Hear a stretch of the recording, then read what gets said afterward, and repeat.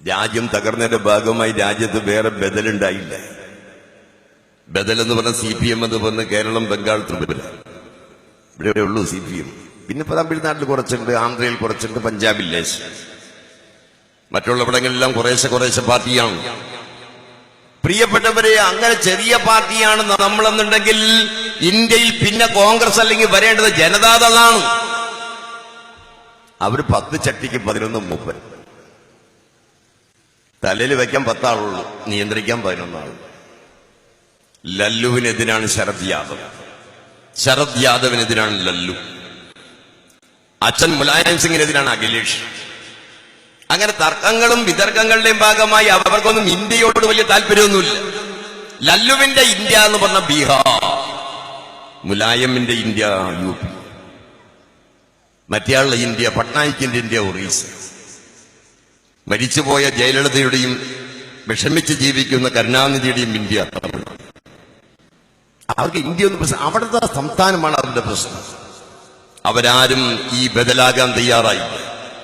ബദലുകൾ തപ്പി നടന്ന ജനത ഒരു കാരണവശാലും കോൺഗ്രസ് സ്വീകരിക്കാൻ തയ്യാറല്ല. BJP അപകടകാരിയാണെന്ന് അവർക്കറിയാം. എന്നാൽ കോൺഗ്രസ് സ്വീകരിക്കാനും വയ്യ. കുറെ ദിവസം ആലോചിച്ചു, കോൺഗ്രസ് വേണ്ട പിന്നെ ആര് വേണം, അയ്യോ BJP വേണ്ട പിന്നെ ആര് വേണം. അവസാനം അവർ തീരുമാനിച്ചു, കോൺഗ്രസ് വേണ്ട, BJP വേണ്ട. 426 പൊതുമേഖലാ സ്ഥാപനങ്ങൾ സ്വകാര്യവൽക്കരിച്ചു. വെറും എഞ്ചിനീയറിംഗ് വർക്ക്ഷോപ്പുകൾ പോലും സ്വകാര്യവൽക്കരിച്ചു. നമ്മുടെ ചെറുകിട വ്യാപാര മേഖലയിൽ എല്ലാവർക്കും മുതലാളിമാർക്ക് ഇറങ്ങാൻ സൗകര്യം കൊടുത്തു. പാർലമെന്റിൽ അവതരിപ്പിച്ച പുതിയ വാഹന നിയമപ്രകാരം ഇന്ത്യയിലെ ഓട്ടോ, ടാക്സി, ടെമ്പോ തുടങ്ങിയ വാഹനങ്ങളെല്ലാം 4 or 5 മുതലാളിമാർക്ക് വിധിച്ചു കൊടുത്തു. ഇനി നമ്മുടെ മലപ്പുറത്തൊന്നും ടാക്സി, മോട്ടോറിക്ഷ ഒന്നും ഉണ്ടാവില്ല. അതെല്ലാം മുതലാളിമാരുടെ വണ്ടി വരും, അവരെ ഇടും. ഇനി അങ്ങനെയൊക്കെ നടക്കുമോ? പിന്നെ അങ്ങനെയല്ലേ ഹൈവേയിൽ നമ്മുടെ പാലിയേക്കരയിൽ ആമ്പല്ലൂരിന്റെ ഇപ്പുറത്ത് ഒരു മുതലാളി കൈ കാണിച്ചിട്ട് ആളിൽ നിന്ന് പൈസ മേടിക്കുന്നില്ല. തടഞ്ഞാൻ ആരെങ്കിലും നോക്കിയാൽ നല്ല തല്ല് ലാത്തി ചാർജ് കൊള്ളുന്നില്ല. മുതലാളിക്ക് വേണ്ടി ഭരണാധികാരി കാത്തു നിൽക്കുകയാണ്. ഇന്ത്യയിലെ എല്ലാ സർവ്വസ്വത്തും അതേമാതിരി സ്ഥാപന ജംഗമ സ്വത്തുക്കളും എല്ലാം ഇന്ത്യയിലെ മുതലാളിമാർക്ക് കൊടുത്തുകൊണ്ട് തീരുമാനമെടുത്തു. ഇന്ത്യയുടെ സൈനിക താവളങ്ങൾ അമേരിക്കയ്ക്ക് വാടകയ്ക്ക് കൊടുത്തു. ലോകത്തെ ഏതെങ്കിലും രാജ്യത്ത് ചെയ്തിട്ടുണ്ട്? ഇന്ത്യയിലെ സൈനിക താവളങ്ങൾ അമേരിക്കയ്ക്ക് വാടകയ്ക്ക് കൊടുത്തു. ഇങ്ങനെ രാജ്യത്ത് പ്രിയപ്പെട്ടവരെ അമേരിക്കൻ സാമ്രാജ്യത്വത്തിന് അനുകൂലമായി നിലപാട് സ്വീകരിച്ച് മോഡി 31 മാസമായി പോയി. മോഡിക്ക് ഇന്ത്യയോടല്ല സ്നേഹം, അമേരിക്കയോടാണ്. മോഡി ഭരണാധികാരിയാവാനും കൊള്ളുന്നവനല്ല, യാതൊരു കഴിവുമില്ല. 9-11 പാകിസ്ഥാൻ തീവ്രവാദികൾ വന്നിട്ടാണ് 89 ഇന്ത്യൻ പട്ടാളത്തെ കൊന്നത്. എവിടെ വന്നാ കൊന്നത്? സൈനിക ക്യാമ്പിൽ വന്നാ കൊന്നത്. സൈനിക ക്യാമ്പ് എന്ന് പറഞ്ഞാൽ എന്താ? സൈനിക താവളം. പട്ടാളക്കാരനും അത്യാവശ്യം ബന്ധുക്കളും മാത്രം താമസിക്കുന്ന സ്ഥലത്ത്. രാജ്നാഥ് സിംഗ് പാർലമെന്റിൽ എന്താ പറഞ്ഞത്? പാകിസ്ഥാൻ ഭീകരന്മാർ നുഴഞ്ഞു കയറി അവര് വെടിവെപ്പ് കൊള്ളാത്തൊരു മുറിയിൽ ഒളിച്ചു കയറി പടപടപടാന്ന് വെടിവെച്ചു. 89 ആളും മരിച്ചു, 11 പോലീസുകാരും മരിച്ചു. ലോകത്തിന്റെ ചരിത്രത്തിൽ ഒരു രാജ്യത്തിന്റെയും സൈനിക താവളങ്ങൾ ആക്രമിക്കാൻ വേറെ രാജ്യത്തിന് കഴിയില്ല. എന്താ കാര്യം? നിങ്ങള് ശ്രീലങ്ക ഒരു ചെറിയ രാജ്യമാണല്ലോ. ശ്രീലങ്കയിലെ സൈനിക താവളങ്ങളെ ആക്രമിക്കാനൊന്ന് ചെന്ന് നോക്കുക. പിന്നെ ആക്രമിക്കാനുള്ള മാർഗം ഹെലികോപ്റ്ററോ വലിയ ദൂരത്തുനിന്ന് ബോംബിടണം. 9ഓളം ഭീകരന്മാർ വന്ന് 89ഓളം വരുന്ന പട്ടാളക്കാരെ കൊന്നാൽ അതിനർത്ഥം ഇന്ത്യൻ പട്ടാളത്തിന് കഴിവില്ല എന്നാണ്. ഇന്ത്യൻ പട്ടാളം നല്ല കഴിവുള്ളവർ തന്നെയാണ്, മിടുക്കന്മാരാണ്, ഏത് പ്രതിസന്ധിയെ മറികടക്കാൻ കഴിയുന്നവരാണ്. ലോകത്തെ ഏത് രാജ്യത്തിനേക്കാൾ നല്ല പട്ടാളമാണ്. പക്ഷേ പട്ടാളത്തെ നയിക്കുന്നവൻ ആരാണെന്നാ പ്രശ്നം. പട്ടാളത്തെ നയിക്കുന്നവൻ പ്രതിരോധ മന്ത്രിയായാലും പട്ടാളത്തെ നയിക്കുന്ന നരേന്ദ്രമോദി ആയാലും പട്ടാളം എന്താണെന്ന് പോലും അറിയില്ല. ഒരു ഭരികൻ പത്താൻകോട്ട്, ഉറി തുടങ്ങിയ 3 സ്ഥലത്ത് കയറി വെടിവെച്ചു. ഒന്ന് കഴിയുമ്പോ പറയും ഞാൻ കാണിച്ചു തരാം, രണ്ടാമത്തെ കഴിയുമ്പോ പറയും ഇനി 2 പ്രാവശ്യമായി, ഇനി ഞാൻ കാണിച്ചു തരാം, മൂന്നാമത്തെ കഴിയുമ്പോ പറയും ഇനി ഞാൻ വെറുതെ ഇരിക്കില്ല, വീണ്ടും വെടിവെപ്പാണ്. AK ഇതിനേക്കാൾ എത്ര പേർ? ഞാൻ ചിലത് ആലോചിക്കും. പാല് നല്ലോണം കിട്ടുന്ന പശുവാണെന്ന് പറയുമ്പോൾ ശ്രീനിവാസനും മോഹൻലാലും നാടോടിക്കാറ്റിൽ കിടന്നുകൊണ്ട് പറയും ആ കരതത്തിൽ പോലും എന്റെ സംഗീതമാണ്. അതുപോലെ ഈ മൻമോഹൻ സിംഗ് നരേന്ദ്രമോദിക്കെതിരായി പറയുന്ന പ്രസംഗം കേട്ടപ്പോ രാജ്യം മുഴുവൻ ഇയാളാണ് കാരണക്കാരെന്നുള്ള വേറെ പ്രശ്നം. ഈ മൻമോഹൻ സിംഗ്, പ്രിയപ്പെട്ടവരെ, AK ആന്റണി ഇന്ത്യയിലെ പ്രതിരോധ മന്ത്രിയായിരുന്നപ്പോൾ ഇത്രയും പ്രശ്നം ഉണ്ടായില്ല. ഒരു സൈനിക ആന്റണിയും എല്ലാം നരേന്ദ്രമോദിയെ നിങ്ങള് അവസാനം ഈ നോട്ട് പ്രശ്നത്തിൽ എങ്ങനെ പരിഹരിക്കണമെന്ന് മൂപ്പർക്കറിയില്ല. എന്താ പറഞ്ഞത്? കള്ളപ്പണം പിടിക്കാനാണ്, കുറച്ച് വിഷമിക്കേണ്ട വരും, ലേശം പ്രയാസപ്പെടേണ്ട വരും. കുതിരോട്ടപ്പ പോവും, 6-ാം തമ്പുരാനിൽ പറയും ഹാർമോണിയം ഇല്ലാണ്ട് പാടാൻ പറ്റില്ലെന്ന് ചോദിക്കുമ്പോൾ പറയും ലേശം പ്രയാസമാണ്. അതുപോലെ പറഞ്ഞു ലേശം പ്രയാസപ്പെടേണ്ട വരുമ്പോൾ ഡിസംബർ മാസം 15, മാക്സിമം 30. എന്നിട്ടും പറ്റില്ലെങ്കിൽ ഞാൻ ആത്മഹത്യ. നിങ്ങൾ ആരും ആത്മഹത്യ ചെയ്യണ്ട, ഞാൻ ആത്മഹത്യ. ഞാൻ അതിന്റെ കേസും കൂടി ജനങ്ങൾക്ക് വരണം. ഡിസംബർ മാസം 30. അപ്പൊ ഊർജിത് പട്ടേൽ കഴിഞ്ഞ ആഴ്ച പത്രസമ്മേളനം നടത്തിയപ്പോൾ ആളുകൾ ചോദിച്ചല്ല പട്ടേൽ എന്നാണ് ഈ പ്രശ്നങ്ങളൊക്കെ തീരുക? പത്രക്കാർ ചോദിച്ചു. ഊർജിത് പട്ടേൽ വിലക്കയറ്റം ഉണ്ടാവുമോ? പിന്നെ നമ്മുടെ രാജ്യത്തെ ഭരണാധികാരികൾ പറയാണ് വിലക്കയറ്റം ഉണ്ടാവും, പേടിക്കേണ്ട കാര്യമില്ല. നമ്മുടെ കേരളത്തിൽ റേഷനരി കൊടുത്തിട്ട് 3-ാമത്തെ ആഴ്ച. റേഷനരി കൊടുക്കേണ്ട ആള് UDF ഗവൺമെന്റ് ഭരിക്കുമ്പോഴും അവരല്ല, അവരിത് മേടിക്കേണ്ട ആള് മാത്രമാണ്. പിന്നെ വണ്ടിയിൽ കൊണ്ടുവരേണ്ടത് റേഷൻ കടക്കാരനാണ്. ഗോഡൌണുകളിൽ കൊണ്ടെത്തിക്കേണ്ട ഉത്തരവാദിത്വം ഇന്ത്യൻ ഗവൺമെന്റിനാണ്. ഇന്ത്യൻ ഗവൺമെന്റ് ആ ഉത്തരവാദിത്വം ഏറ്റെടുക്കുന്നത് കേരളം നൽകിയ സംഭാവനയുടെ ഭാഗമാണ്. ആ സാധനം ഇവിടുന്ന് വരുന്നതിന് പകരം 3 ആഴ്ചയുടെ അരി സ്റ്റോക്കില്ല, വെച്ചേക്കാണ്. ജനങ്ങൾ എങ്ങനെ ജീവിക്കണം? എങ്ങനെ നോട്ട് പ്രശ്നം കൈകാര്യം ചെയ്യും? ഇതാ നരേന്ദ്രമോദി വരുന്നു, പിന്നിൽ 3 സിംഹം. ഒന്നുമില്ല. ആശാരിയുടെ കയ്യിൽ ഒരു പറ ഉണ്ടാക്കാൻ ഒരാൾ മരം കൊടുക്കും. ആശാരി വെട്ടി പറ ശരി നാഴിക്ക് വെട്ടിയിട്ടും ആശാരിക്ക് പണിയറിയാത്തതുകൊണ്ട് ഒരു മരക്കഷ്ണം മാത്രമാവും ബാക്കി. അവസാനം ആശാരി ഇത് എന്ത് ചെയ്യണമെന്ന് അറിയാതെ മരക്കഷ്ണം ആദ്യം ഇങ്ങനെ പൊത്തിയും താത്തിയും നോക്കും. എന്നിട്ട് ആശാരി എന്ത് ചെയ്യും? ജനങ്ങളുടെ കൂട്ടത്തിലേക്ക് എറിഞ്ഞിട്ട് പറയും ഞാൻ വെറുതെ പറ്റിച്ചേ, ഞാൻ കള്ളപ്പണം പിടിക്കാൻ ഞാൻ വെറുതെ പറഞ്ഞല്ലേ, കള്ളപ്പണം പിടിക്കാനൊന്നുമല്ല, പകരമോ ഡിജിറ്റൽ ഇന്ത്യ ആക്കാനാണ്. ചെയ്യാൻ പറ്റില്ല. അടിച്ച നോട്ടിനേക്കാൾ കൂടുതൽ നോട്ട് വന്നു. ബാങ്കിലെ നാട്ടിലുണ്ടായ നോട്ട് പിടിക്കാൻ വേണ്ടി പറഞ്ഞപ്പോ അതിനേക്കാൾ 5000 കോടി കൂടുന്നു. 1000 കോടി. ഇനി 16 ലക്ഷം കോടി അടിക്കാൻ എത്ര പ്രസുണ്ട്? 4. രാത്രിയും പകലും ഓവർ ഡ്യൂട്ടി കൊടുത്തിട്ടാണ് അടിക്കുന്നത്. ചിലര് പണിക്കാർ തലയിട്ട് വീഴുന്നുണ്ട്. അപ്പോൾ ഈ നോട്ട് തെറ്റി പോകണം. പല നോട്ടുകളും ഈ വിളക്കിനടിച്ച നോട്ട് പോലെ പിൻവലിച്ചു. അല്ലേ? ഈ മറ്റേ പരിപാടികളിൽ മാറ്റം വരുത്താൻ അവർക്ക് അവകാശമുള്ളത് പറഞ്ഞ പോലെ നോട്ടിന്റെ നമ്പർ പലതിനും ഒരേ നമ്പർ, ലോട്ടറി ടിക്കറ്റ് പോലെയായി. അപ്പൊ പിൻവലിച്ചു. രാജ്യത്ത് എന്ന് പറഞ്ഞു പിൻവലിച്ചു. ശമ്പളക്കാരോട് ശമ്പളമില്ല, നല്ലൊരു പാട്ട് പാടി കേൾപ്പിക്കാന്ന് ആര്? ബാങ്കുകാർ. നമുക്ക് എല്ലാവർക്കും ഒരു പാട്ട് പാടാം. അപ്പൊ ചിലവര് പാടാൻ നിന്നു, ചിലവർ തലയിട്ട് വീടും വലിച്ചു, ചില വെള്ളം കിട്ടാണ്ട് വലിച്ചു, ചിലര് പൈസ മേടിച്ച് പുറത്തേക്ക് ഇറങ്ങുമ്പോൾ തലയിട്ട് വീണു. ഇങ്ങനെ 112 ആളും മരിച്ചു നമ്മുടെ രാജ്യത്തെന്ന് പറഞ്ഞാൽ അത് വെള്ളപ്പൊക്കത്തിലല്ല, വരൾച്ചയിലല്ല, തീവണ്ടി അപകടത്തിലല്ല, സ്വന്തം നോട്ട് പോക്കറ്റിൽ നിന്ന് കൊടുത്ത് തിരിച്ച് പോക്കറ്റിൽ മേടിക്കാൻ പരിശ്രമിച്ചതിന്റെ ഭാഗമായി താൻ അധ്വാനിച്ചതിന്റെ പണം പ്രിയപ്പെട്ടവരെ തിരിച്ചു മേടിക്കാൻ ചെന്നപ്പോ പട്ടിവാതകവാ പൂച്ചവാതകവാ എന്ന് പറഞ്ഞ കേന്ദ്ര ഗവൺമെന്റ് തോൽപ്പിക്കല്ലേ? ഇതെന്ന് പരിഹാരം ഉണ്ടാവും? ഈ ഗവൺമെന്റ് ജീവനക്കാർക്കും അവരുടെ പെൻഷനും ഒക്കെ നമ്മൾ മനസ്സിലാവും, അതൊക്കെ ശബ്ദമുള്ളവരാണ്. പക്ഷെ പ്ലാന്റേഷൻ ഈ പ്ലാന്റേഷനിൽ പണിയെടുക്കുന്ന കൊളുന്ത് നുള്ളുന്നവർ, 10,000 ശബ്ദമില്ലാത്തവർ, ഉടമസ്ഥമില്ലാത്തവർ, വല്ലാതെ നിറമില്ലാത്തവർ, പണിയെടുക്കുന്നവർ, അത് എങ്ങനെ ആരോട് ചോദിക്കണം, ആരോട് പറയണം, ആര് പണം തരും? സദാനന്ദ ഗൗഡ കേന്ദ്രമന്ത്രിയല്ലേ? സദാനന്ദ ഗൗഡ കേന്ദ്രമന്ത്രിയുടെ സ്വന്തം അനുജൻ ആശുപത്രിയിൽ കിടന്ന് മരിച്ചിട്ട് മൃതശരീരം കിട്ടാൻ 13 ലക്ഷം കെട്ടിവെക്കണം. സദാനന്ദ ഗൗഡ പഴയ നോട്ട് കൊടുത്തപ്പോ അവര് പറഞ്ഞു, സാർ ഞങ്ങൾക്കത് സ്വീകരിക്കാൻ പാടില്ല. സാറ് തന്നാൽ ഞങ്ങൾ എങ്ങനെ സ്വീകരിക്കും? സാർ മന്ത്രിയല്ലേ?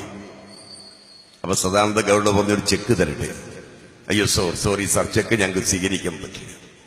സദാനന്ദ ഗൗഡ പറഞ്ഞു, ഞാൻ കേന്ദ്രമന്ത്രിയായതുകൊണ്ട് അച്ഛന്റെ മതസ്ഥിരം കൊണ്ടുപോകും, പിന്നെ പണം തരാം. ആശുപത്രി അധികൃതർ സമ്മതിച്ചു. നെറ്റിൽ അത് നിങ്ങൾക്ക് പുതിയ തലമുറയ്ക്ക് നോക്കാം. ഞാൻ പറഞ്ഞത് നുണയാണെങ്കിൽ ഇന്ന് രാത്രി ചെല്ലുമ്പോ നോക്കാം. സദാനന്ദ ഗൗഡ പൊട്ടിക്കരയുന്നു. കേന്ദ്രമന്ത്രി, പ്രിയപ്പെട്ടവരെ, സദാനന്ദ ഗൗഡയ്ക്ക് കേന്ദ്രമന്ത്രിക്ക് ഇതാണ് അനുഭവമെങ്കിൽ ഓട്ടോറിക്ഷ ഓടിക്കുന്ന ഒരുവന്റെ വീട്ടിൽ വാപ്പക്കോ ഉമ്മക്കോ ഒരു സ്ട്രോക്കോ തലവേദനയോ നെഞ്ചുവേദനയോ വന്നാൽ അവൻ ഏത് ആശുപത്രി കൊണ്ടുപോകണമെന്ന് BJP പറയണം. പ്രസവിക്കാറായ സ്വന്തം ബീവിയെയോ ഭാര്യയെയോ കൊണ്ടുപോയി ഏത് ആശുപത്രിയിൽ അഡ്മിറ്റ് ചെയ്യണം? മേശപ്പുറത്ത് ചാടിയോടി കളിക്കുന്ന തന്റെ മകൻ താഴെ വീണൊരു കാൽ ഫ്രാക്ചർ വന്നാൽ എവിടെ കൊണ്ടുപോകും? നമ്മുടെ കടകളിൽ കച്ചവടമില്ല, ഹോട്ടലുകളിൽ കച്ചവടമില്ല, ബസ്സിൽ ആളില്ല. രാജ്യത്ത് ഒരു പ്രദേശത്തും ആളില്ലാതായിരിക്കുന്നു. ജനം പ്രിയപ്പെട്ടവരെ നിസ്സഹായാവസ്ഥയിലേക്ക് ജനം മാറുന്നു. BJPക്കാർക്ക് മാത്രം 500 കോടി രൂപയുടെ കല്യാണത്തെ ചെലവഴിച്ചൊരു BJP. 18,300 രൂപയാണ് ഒരു കാർഡ്, ഒരു ക്ഷണക്കത്തിന്റെ വില. 18,300. ക്ഷണക്കത്ത് തുറക്കുമ്പോ ക്ലാസിക്കൽ മ്യൂസിക്, രണ്ടാമത്തെ ഭാഗം തുറക്കുമ്പോ ചെക്കനും പെണ്ണും വന്ന് ഇങ്ങനെ തൊഴുന്ന പടം, മൂന്നാമത്തെ പേജ് തുറക്കുമ്പോ ഉണക്കമുന്തിരിയും ഉണങ്ങിയ കശുവണ്ടി പരിപ്പും. ഒരു കല്യാണ ക്ഷണക്കത്തിന് 18,300. നരേന്ദ്രമോദി യൗവനം കാക്കാൻ വേണ്ടി കഴിക്കുന്ന കൂണിന്റെ വില ഒരു ദിവസം 8,000. നരേന്ദ്രമോദിക്ക് പറക്കാനുള്ള വിമാനത്തിന്റെ വില, നരേന്ദ്രമോദി മേടിക്കുന്ന ശമ്പളത്തിന്റെ വില, നരേന്ദ്രമോദി ഗൺമാൻ മേടിക്കുന്ന ശമ്പളത്തിന്റെ വില, സുപ്രീം കോടതി ജഡ്ജി ഒരു മാസം ശമ്പളത്തിന്റെ വില. നിങ്ങൾക്കാർക്കെങ്കിലും ഒരു മാസത്തെ ശമ്പളം കുറഞ്ഞിട്ടുണ്ടോ? ഈ 1.5 മാസക്കാലത്ത് നിങ്ങളുടെ വരുമാനത്തിലും നിങ്ങളുടെ ജീവിതത്തിലും നിങ്ങളുടെ ലൗകികതയിലും നിങ്ങളുടെ സൗകര്യത്തിലും എല്ലാം എന്തെങ്കിലും കുറഞ്ഞോ? ഈ പാപപ്പെട്ടവൻ നിങ്ങൾക്ക് രാജ്യസ്നേഹം. ഞങ്ങളുടെ നാട്ടിലൊക്കെ പറയും, ഒരു ബാർബർ ഷാപ്പിൽ വെള്ളമൊക്കെ ഇല്ലാത്തൊരു കാലത്ത് ഒരു ബാർബർ ഷാപ്പിൽ ബാർബർ ഷേവ് ചെയ്യാൻ ഇങ്ങനെ സോപ്പിൽ ഇങ്ങനെ തുപ്പിയിട്ട് പറപ്പിക്കാൻ പറയും. താനൊരു മാന്യനായതുകൊണ്ടാണ് ഞാൻ ഈ സോപ്പിൽ തുപ്പുള്ളത്. ഇവിടുത്തെ ഏതെങ്കിലും തെണ്ടികളാണ് വന്നെങ്കിൽ ഞാൻ മുഖത്ത് തുപ്പിയാണ് പറപ്പിക്കാറുള്ളത്. സംഘപരിവാർ പറയണം ഞങ്ങള് മൂത്ത് തുപ്പിയാണെന്ന് പറപ്പിക്കുന്നത്. രാജ്യസ്നേഹത്തിന്റെയും രാജ്യദ്രോഹത്തിന്റെയും സുറ്റെല്ലാം BJPയുടെ ഓഫീസിലാണ്. അവരെ അമർത്തി നമ്മൾ പോയി. ഈ രാജ്യസ്നേഹത്തിന്റെ വർത്താനം പറയാൻ നിന്റെ കയ്യിൽ എന്താണുള്ളത്? കൊറ്റിനില്ലാത്തവൻ കോപ്പ് മോഹിക്കുമോ? വറ്റില്ലാത്തവൻ പാൽ കുടിച്ചിടുമോ? രാജ്യസ്നേഹത്തിന്റെ ഭാഗമായി രാജ്യത്തിനുള്ള പോസിറ്റീവായി ഏത് സമരമാണ്, ഏത് പ്രക്ഷോഭണമാണ്, ഏത് സ്വാതന്ത്ര്യ സമരമാണ്, ഏത് ക്ഷേത്രപ്രവേശന സമരമാണ്, ഏത് ഭാഷാ സംസ്ഥാനത്തിന് വേണ്ടിയുള്ള സമരമാണ്, ഏത് ജില്ലയ്ക്ക് വേണ്ടിയുള്ള സമരമാണ് നീ ചെയ്തത്? രാജ്യത്ത് ഇതെല്ലാം ചെയ്തുകൊണ്ടിരിക്കുന്ന നരേന്ദ്രമോദി രണ്ടാമത്തെയാണ് ഞാൻ പറഞ്ഞ നോട്ടിന്റെ കഥ പണി ഇനിയും 1 മണിക്കൂർ വിശദീകരിക്കാം. കോഴിക്കോട് നമ്മുടെ ജില്ലയിൽ വന്നപ്പോ ഞാൻ കാരണം അത് അദ്ദേഹത്തിനോട് പ്രസംഗിക്കേണ്ട വേദിയാണുള്ളത്. അപ്പൊ നോട്ട് കൊണ്ട് നമ്മുടെ രാജ്യത്തെ പിന്നെ മോഡിയുടെ പ്രസംഗം കേൾക്കാൻ ഈ നോട്ട് മതിയിട്ടോ. നോട്ട് വെച്ച ഒരു പ്രത്യേക ആംഗിളിൽ ഒരു 3 വര ഉണ്ടാവും. വരയിൽ ചിപ്പുണ്ട്. ആ ചിപ്പിൽ വെച്ച മോഡിയുടെ പ്രസംഗം കേൾക്കാം. അത് ആക്കിയെടുക്കണം. അത് പ്രയാസം അവരാക്കി വെച്ചിട്ടുണ്ട്. മുസ്ലിം വിരുദ്ധ പ്രസംഗമാണ്. അത് മുസൽമാന്റെ ഇങ്ങനെയുണ്ട് നമ്മുടെ നോട്ടിന്റെ ചില നോട്ട് കളർ ഇളകും. അപ്പൊ ആള് പറഞ്ഞു കളർ ഇളകുന്നുണ്ട്. ഇന്നലെ സത്യമുണ്ടെന്ന് ഉറപ്പായി. കല്യാണത്തിന് മഴ പെയ്താൽ മംഗളകർമ്മം നല്ലതാണെന്ന് ഹിന്ദു പറയുന്ന പോലെ സത്യമുണ്ടെന്ന് ഉറപ്പായി. എന്ത് കാര്യം പറഞ്ഞാലും BJP അതിന് ന്യായീകരമായി വരികയാണ്. എന്ത് കാര്യം പറഞ്ഞാലും BJP ന്യായീകരമായി വരുന്നു. പ്രിയപ്പെട്ടവരെ, സംഘപരിവാർ ഇന്ത്യ രാജ്യത്തിന്റെ പൊതുമേഖല വിറ്റവൻ, സംഘപരിവാർ നമ്മുടെ രാജ്യത്തെ ജനങ്ങൾക്ക് നോട്ട് പിൻവലിച്ച പ്രയാസമുണ്ടാക്കിയവൻ, സംഘപരിവാറിനെ വിമർശിക്കാൻ സുപ്രീം കോടതിക്ക് ധൈര്യമുണ്ടോ? ഈ ജില്ലാ സഹകരണ ബാങ്കിലെല്ലാം കൂടി 1,26,000 കോടി രൂപയുണ്ട്. ജില്ലാ സഹകരണ ബാങ്കിലെ ഡെപ്പോസിറ്റ് എന്ന് പറഞ്ഞ ജനങ്ങളുടെ ഒരു സ്വപ്നമാണ്. മകളുടെ കല്യാണത്തിന് എടുക്കാൻ വേണ്ടി വലിയ പ്രയാസമില്ല. തലേ ദിവസം 5 മണിക്ക് വന്നാൽ കിട്ടും. ജില്ലാ സഹകരണ ബാങ്ക് നമ്മുടെ ബാങ്കല്ല, ഏതെങ്കിലും ബാങ്ക് കിട്ടും. പിന്നെ 4% ഡെപ്പോസിറ്റിന്റെ 97% 4% വായ്പ ജില്ലാ സഹകരണ ബാങ്കുകളും അതേമാതിരി പ്രാഥമിക ബാങ്കുകളും എല്ലാം അതാണ്. അവിടെ കള്ളപ്പണത്തിനെ അത് പിരിക്കാൻ പാടില്ല, കൊടുക്കാൻ പാടില്ല. കേരളം അനുവദിക്കാമോ സാർ? ഭരണഘടനയെ തെറ്റായി കൊണ്ടുപോകുമ്പോൾ ഭരണഘടനയെ ശരിയായി വ്യാഖ്യാനിക്കേണ്ട ചുമതലയാണ് സുപ്രീം കോടതിക്കുള്ളത്. നരേന്ദ്രമോദിയോട് ചോദിക്കുകയാണ്, സാർ അപ്പൊ അറ്റോർണി ജനറൽ BJP അറ്റോർണി വേണ്ട സാർ, സുപ്രീം കോടതിയും ശക്തിയുള്ളവന്റെ മുമ്പിൽ വളയുന്നതാണ് നാം കണ്ടത്. എന്നെയാണ് വേണമെങ്കിൽ കോട്ടാൽ രക്ഷപ്പെടുന്നോ ജയിലിലാക്കി, എനിക്കൊരു പ്രശ്നം. കോടതി പലതും ചെയ്യുന്നത് അന്യായങ്ങളാണ്. അന്യായങ്ങളെ ന്യായവാദമായി പറയരുത്. പ്രിയപ്പെട്ടവരെ, നരേന്ദ്രമോദിയുടെ ഭരണം മൂന്നാമത്തെ രംഗമെന്ന് പറയുന്ന കടുത്ത വർഗീയതയാണ് നരേന്ദ്രമോദി ചെയ്യുന്നത്. 524 ആളുകൾ സമയമുണ്ടല്ലോ. ദളിതനാണ് കൂടുതൽ മരിച്ചത്. നമ്മുടെ കൊന്നവരിൽ ഭൂരിഭാഗവും ദളിതരാണ്. ദളിതൻ കഴിഞ്ഞിട്ടുള്ളൂ ഇസ്ലാം. ക്രിസ്ത്യാനി വളരെ കുറച്ചുള്ളൂ. 5 പള്ളിയിലച്ചൻ, 3 കന്യാസ്ത്രീ. അല്ല, അവരെ കൊല്ലാണ് ഇപ്പൊ. അവരാകെ 2.5 കോടിയുള്ളൂ. ഒരു ചന്ദ്രത്തിരി കത്തിക്കണ പോലെ കത്തിച്ച് അവസാനിപ്പിക്കാവുന്നേ ഉള്ളൂ. ദളിതന്മാർ എത്ര പേരെ കൊന്നു? ഒരു ശിവക്ഷേത്രത്തിൽ വെച്ചൊരച്ഛൻ 3 മക്കൾ ഭാര്യ തിരിയിട്ടു. ഒരു 3 ആളുകൾ പച്ചയായി ചുട്ടുകൊന്നു. അങ്ങനെ രോഹിത് വെനുമലയെ ആത്മഹത്യ ചെയ്തു.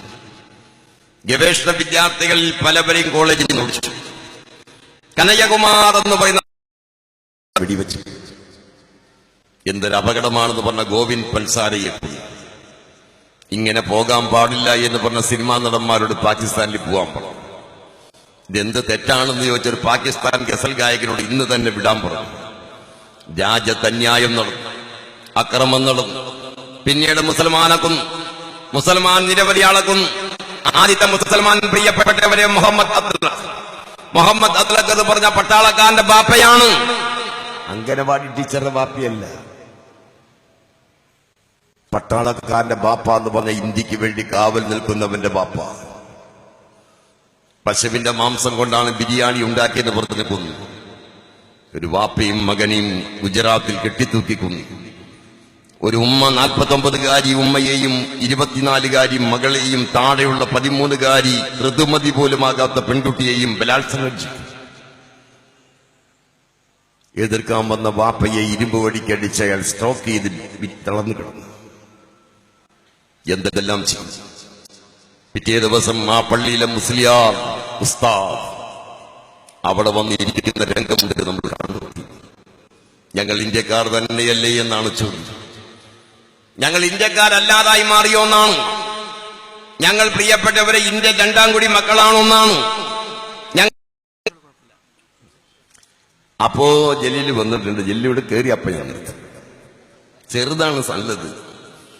ചെറിയ കുടുംബം സന്തുഷ്ട കുടുംബം എന്നൊക്കെ പറയില്ല. അതുപോലെ ചെറിയ ദളിത് വിരുദ്ധ നിലപാട്, അതേമാതിരി സ്ത്രീ വിരുദ്ധ നിലപാട്, ഇതെല്ലാം ചെയ്യണം. അതാണല്ലോ സാത്തി പ്രാച്ചി എന്ന് പറഞ്ഞ സന്യാസിനി പറഞ്ഞത്. എവിടെയെങ്കിലും ഒരു പശുവിനെ കൊന്നാൽ അപ്പൊ ലോകത്തിൽ ഇന്ത്യയിൽ 2 മുസൽമാനെ കൊന്നു. കൊണ്ടോട്ടിയിൽ 2 പശുവിനെ കൊന്ന മുസൽമാൻ ഇവിടെ കൊല്ലണമെന്നില്ല, UP കൊന്നാലും മതി. ഇവിടെ കൊല്ലണമെന്നില്ല, UP കൊന്നാലും മതി. ഇത്തരം നിലപാടുകളാണ് ആര് സ്വീകരിക്കുന്നത്? സംഘപരിവാർ ശക്തികൾ സ്വീകരിക്കുന്ന നിലപാട് അതാണ്. സംഘപരിവാർ ശക്തികളുടെ ഈ നിലപാടുമായി അവർ മുന്നോട്ട് പോവുകയാണ്. സംഘപരിവാർ ശക്തികളുടെ ഈ നിലപാടുകളെ വിയോജിക്കാനും പ്രിയപ്പെട്ടവരെ പ്രതിരോധിക്കാനും ശരിയായ നിലപാട് സ്വീകരിക്കേണ്ടവരാരാണ്? ഇന്ത്യയിലെ ദേശീയ പ്രസ്ഥാനമായ കോൺഗ്രസ് അതിന് ചുമതലയില്ലേ? പണ്ഡിറ്റ് ജവഹർലാൽ നെഹ്റുവിന്റെ പാർട്ടിയല്ലേ എന്നുള്ളത്? ഇതൊരു മതേതര രാജ്യമല്ലേ? മതേതര രാജ്യമല്ലേ? ഒരു മതേതര രാജ്യത്ത് മതങ്ങൾ എല്ലാവരും വാഴണമെന്നല്ല, മതമല്ലാത്തതേതോ അതാണ് മതേതരം. ബഹുദേശീയ രാജ്യമാണ് നാം, ഒരു ദേശീയതയല്ല. വിവിധ ദേശീയതകൾ തിങ്ങി നിറഞ്ഞ രാജ്യം. നാനാത്വത്തിൽ ഏകത്വമാണ് നമ്മുടെ നിലപാട്. ഇന്ത്യയിൽ പ്രിയപ്പെട്ടവരെ എല്ലാ മതവും ഉണ്ട്.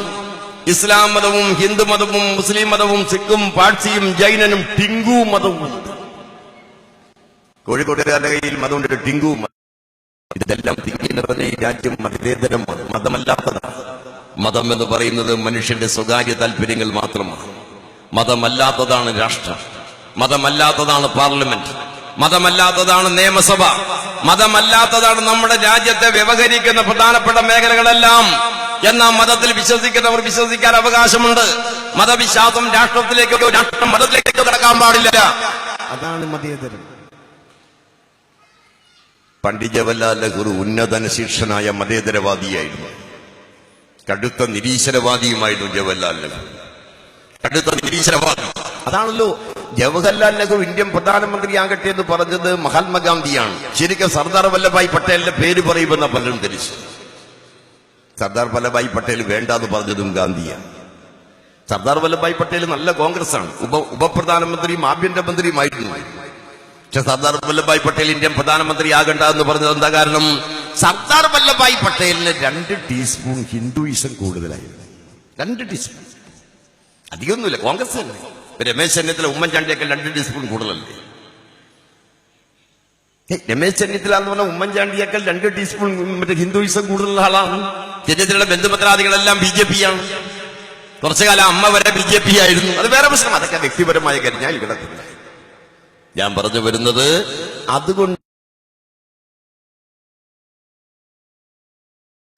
അതുകൊണ്ടാണ് പ്രിയപ്പെട്ടവരെ അന്നത്തെ ബാബറി പള്ളി പൊളിയാതിരുന്നത്. നെഹ്റുവാണ് ആദ്യമായി ബാബറി മസ്ജിദ് തലത്തിൽ ഇടപെടുന്നത്. പണ്ഡിറ്റ് ജവഹർലാൽ നെഹ്റുവാണ് രാജേന്ദ്ര പ്രസാദിനോട് അമ്പലം പുതുക്കിപ്പണത്തിന് ഉദ്ഘാടനത്തിൽ പോകരുതെന്ന് പറഞ്ഞത്. ഇന്ത്യയിലെ പ്രധാനമന്ത്രിമാരിൽ ഏറ്റവും ഉന്നത ശിക്ഷനായിരുന്നു ജവഹർലാൽ. ആളുകൾ ഞങ്ങൾ ചായക്കടക്കാരന്റെ മുൻ കടത്ത് കാശില്ലാത്തത് കൊണ്ട് തലയിൽ മുണ്ട് കെട്ടി അതിനുള്ളിൽ പുസ്തകം വെച്ച് നീന്തിപ്പോയ ആളായി ലാൽ ബഹദൂർ ശാസ്ത്രി. ഇതാരും പറയാത്തത്, കോൺഗ്രസിനും അറിയില്ല. കടത്ത് കാശ് കൊടുക്കാൻ ഇല്ലാത്തത് കൊണ്ട് 5 അടി 2 ഇഞ്ചാണ് പൊക്കം ഈ ലാൽ ബഹദൂർ ശാസ്ത്രി എന്ന് പറഞ്ഞ ടോർച്ചിന്റെ വലിപ്പമേ ഉള്ളൂ. അപ്പൊ കോളേജിൽ പഠിക്കുന്ന കാലത്ത് അതിനൊക്കെ പൊക്കം ഉണ്ടാവില്ല.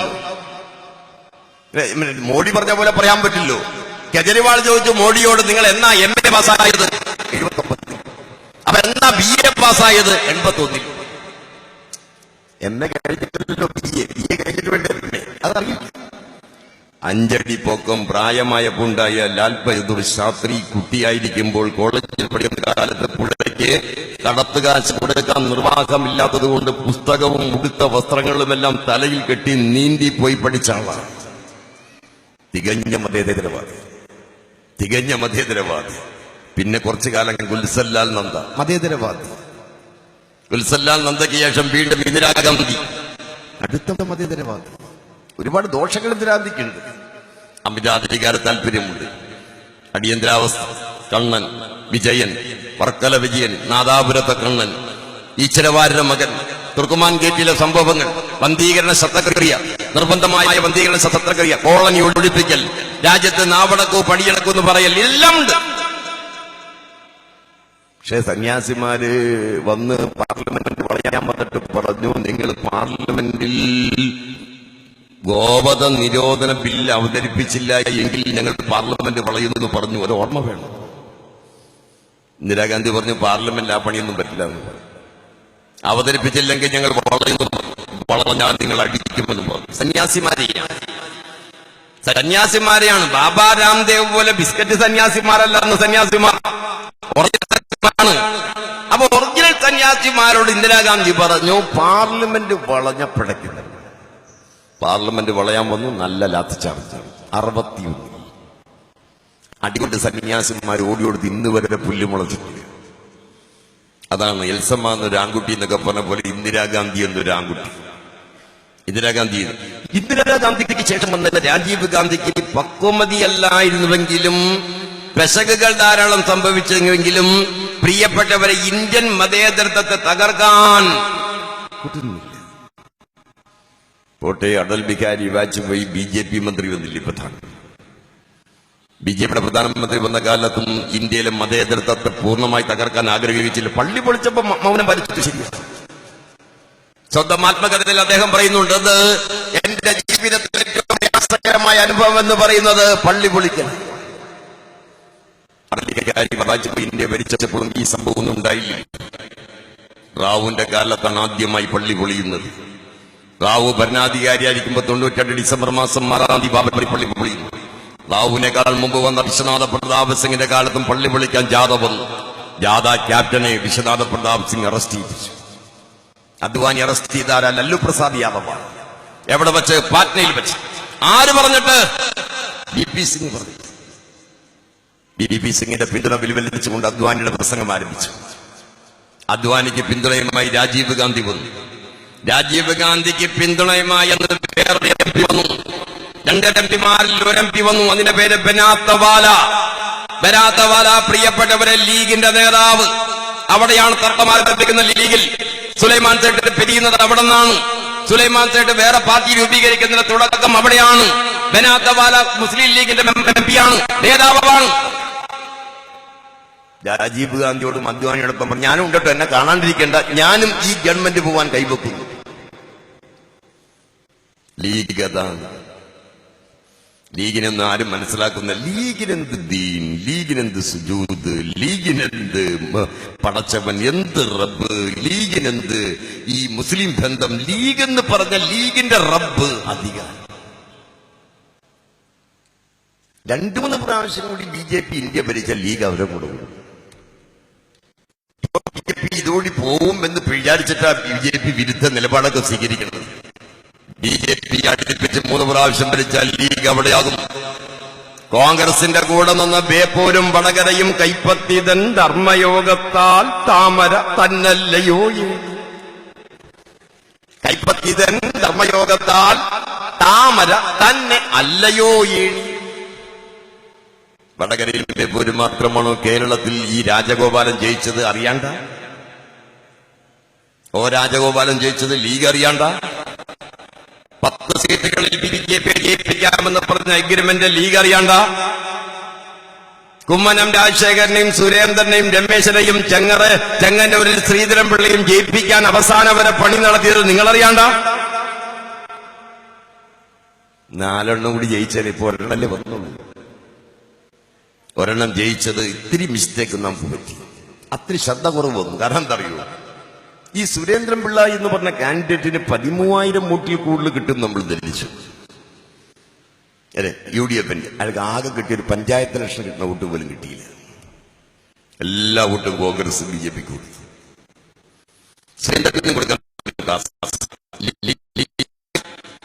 ലീഗിനെ നിർത്തിക്കൊണ്ടാണ് സുരേന്ദ്രന് കൊടുക്കാൻ തീരുമാനിച്ചത്.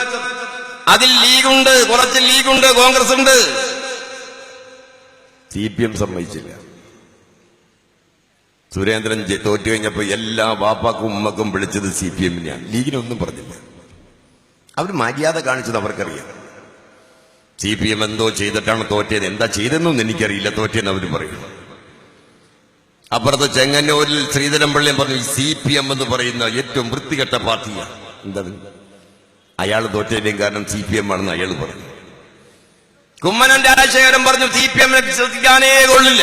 നമ്മൾ തമ്മിൽ കല്യാണമൊന്നും കഴിച്ചിട്ടില്ല, പിന്നെ വിശ്വസിക്കേണ്ട കാര്യമില്ല. എന്നാലും കുമ്മനം രാജശേഖരൻ പറഞ്ഞു. അവിടെ പ്രിയപ്പെട്ടവരെ, സുഹൃത്തുക്കളെ, ലീഗ് അറിയാണ്ടല്ല ഈ ബന്ധം. വടക്ക് 4 തെക്ക് 4 മധ്യത്തിൽ 2. അതിനെന്ത് ചെയ്യും? UDF-നെ ജയിപ്പിക്കാൻ വേണ്ടി ബി.ജെ.പി. ഒന്ന് കുനിഞ്ഞു കൊടുക്കും. ശ്രീശാന്തിനെ. അപ്പോ വളരെ ആരോഗ്യമന്ത്രി ശിവകുമാറിന് ജയിക്കാൻ പറ്റും ശ്രീശാന്ത് നിന്നാൽ. രാജഗോപാലിന് ജയിക്കാനോ വേറെ ആൾക്ക് ജയിക്കാനോ ഭീമൻ രഘുവിനെ നിർത്തും. പിന്നെ ഒരാൾക്ക് ജയിക്കാനോ രാഹുൽ ഈശ്വരനെ നിർത്തും. അങ്ങനെ ബി.ജെ.പിക്ക് ജയിക്കേണ്ടവരാര് എന്ന് നോക്കി കുട്ടനാട് കോൺഗ്രസിന്റെ സ്വതന്ത്രം നിർത്തി ബി.ജെ.പി. ജയിപ്പിക്കും. ഇങ്ങനെ വളരെ settlement, mutual understanding and amicable settlement നടന്നില്ലേ? ഞാൻ ചോദിക്കുന്നത്, ഞാൻ പറഞ്ഞ ലീഗിനെ ഞാൻ കുറ്റം പറയുന്നില്ല. ലീഗ് അങ്ങനെയാണ്. EMS പണ്ട് പറഞ്ഞിട്ടുണ്ട് ലീഗ് പിരിച്ചുവിടാൻ. പിരിച്ചുവിടുന്നതാണ് നല്ലത്. അപ്പൊ പിരിച്ചുവിട്ടാൽ ഞങ്ങൾ എടുക്കുവോ? പ്രയാസം. നമുക്കിത്തിരി പ്രയാസം. കാരണം നിങ്ങളോടുള്ള വിരോധം കൊണ്ടല്ലോ, മുസൽമാനോടുള്ള സ്നേഹം കൊണ്ടാണ്. നിങ്ങൾ എടുത്താൽ മുസൽമാനാണ് ഇതിന്റെ ദുരിതം വരിക. മുസൽമാനെ ചൂണ്ടിക്കാണിച്ച് ബി.ജെ.പി. പറയും, ഇതാ ന്യൂനപക്ഷ പ്രകടനം എന്ന് പറയും. അതുകൊണ്ട് ലീഗായിട്ട് നിങ്ങൾ എടുക്കാൻ കഴിയില്ല. പിന്നെയോ വല്ല നല്ല ലീഗുകാരുണ്ട് ഇങ്ങോട്ട് പോരും. നല്ല ലീഗുകാരുണ്ടെങ്കിൽ CPM, അത്രയും പറ്റാത്ത ആളുണ്ടെങ്കിൽ RSP ജനതകളൊക്കെ ഉണ്ടിട്ട് അവിടെ ആരുമില്ല. അത് കഴിഞ്ഞ നിയമസഭാ തെരഞ്ഞെടുപ്പ് കൂടി എന്നാപ്പാ കഞ്ഞി എന്നാ മോളെ ചട്ടി പ്രയോഗത്തിലാണ്. എന്നുവെച്ചാൽ ചട്ടിയിൽ കഞ്ഞിയൊന്നുമില്ല, കുടക്കണ കണ്ട മോള് കുടക്കണ്ടത്തൊന്നും നിറച്ച് കഞ്ഞിയാണെന്നാണ്. കഞ്ഞാൻ എടുക്കുമ്പോഴേക്കും അപ്പന്റെ കുടി കഴിഞ്ഞപ്പോ എന്നാപ്പാ കഞ്ഞി നമ്മളെ ആരുമില്ല ലീഗിൽ. അല്ല മറ്റേ കേരള കോൺഗ്രസ് മറ്റേ ഇതില് RSP ഒരു MP ഉണ്ട്, അതെ പ്രേമചന്ദ്രൻ. അതെല്ലാം അയാൾക്ക് വേണ്ടി കത്തിച്ചു.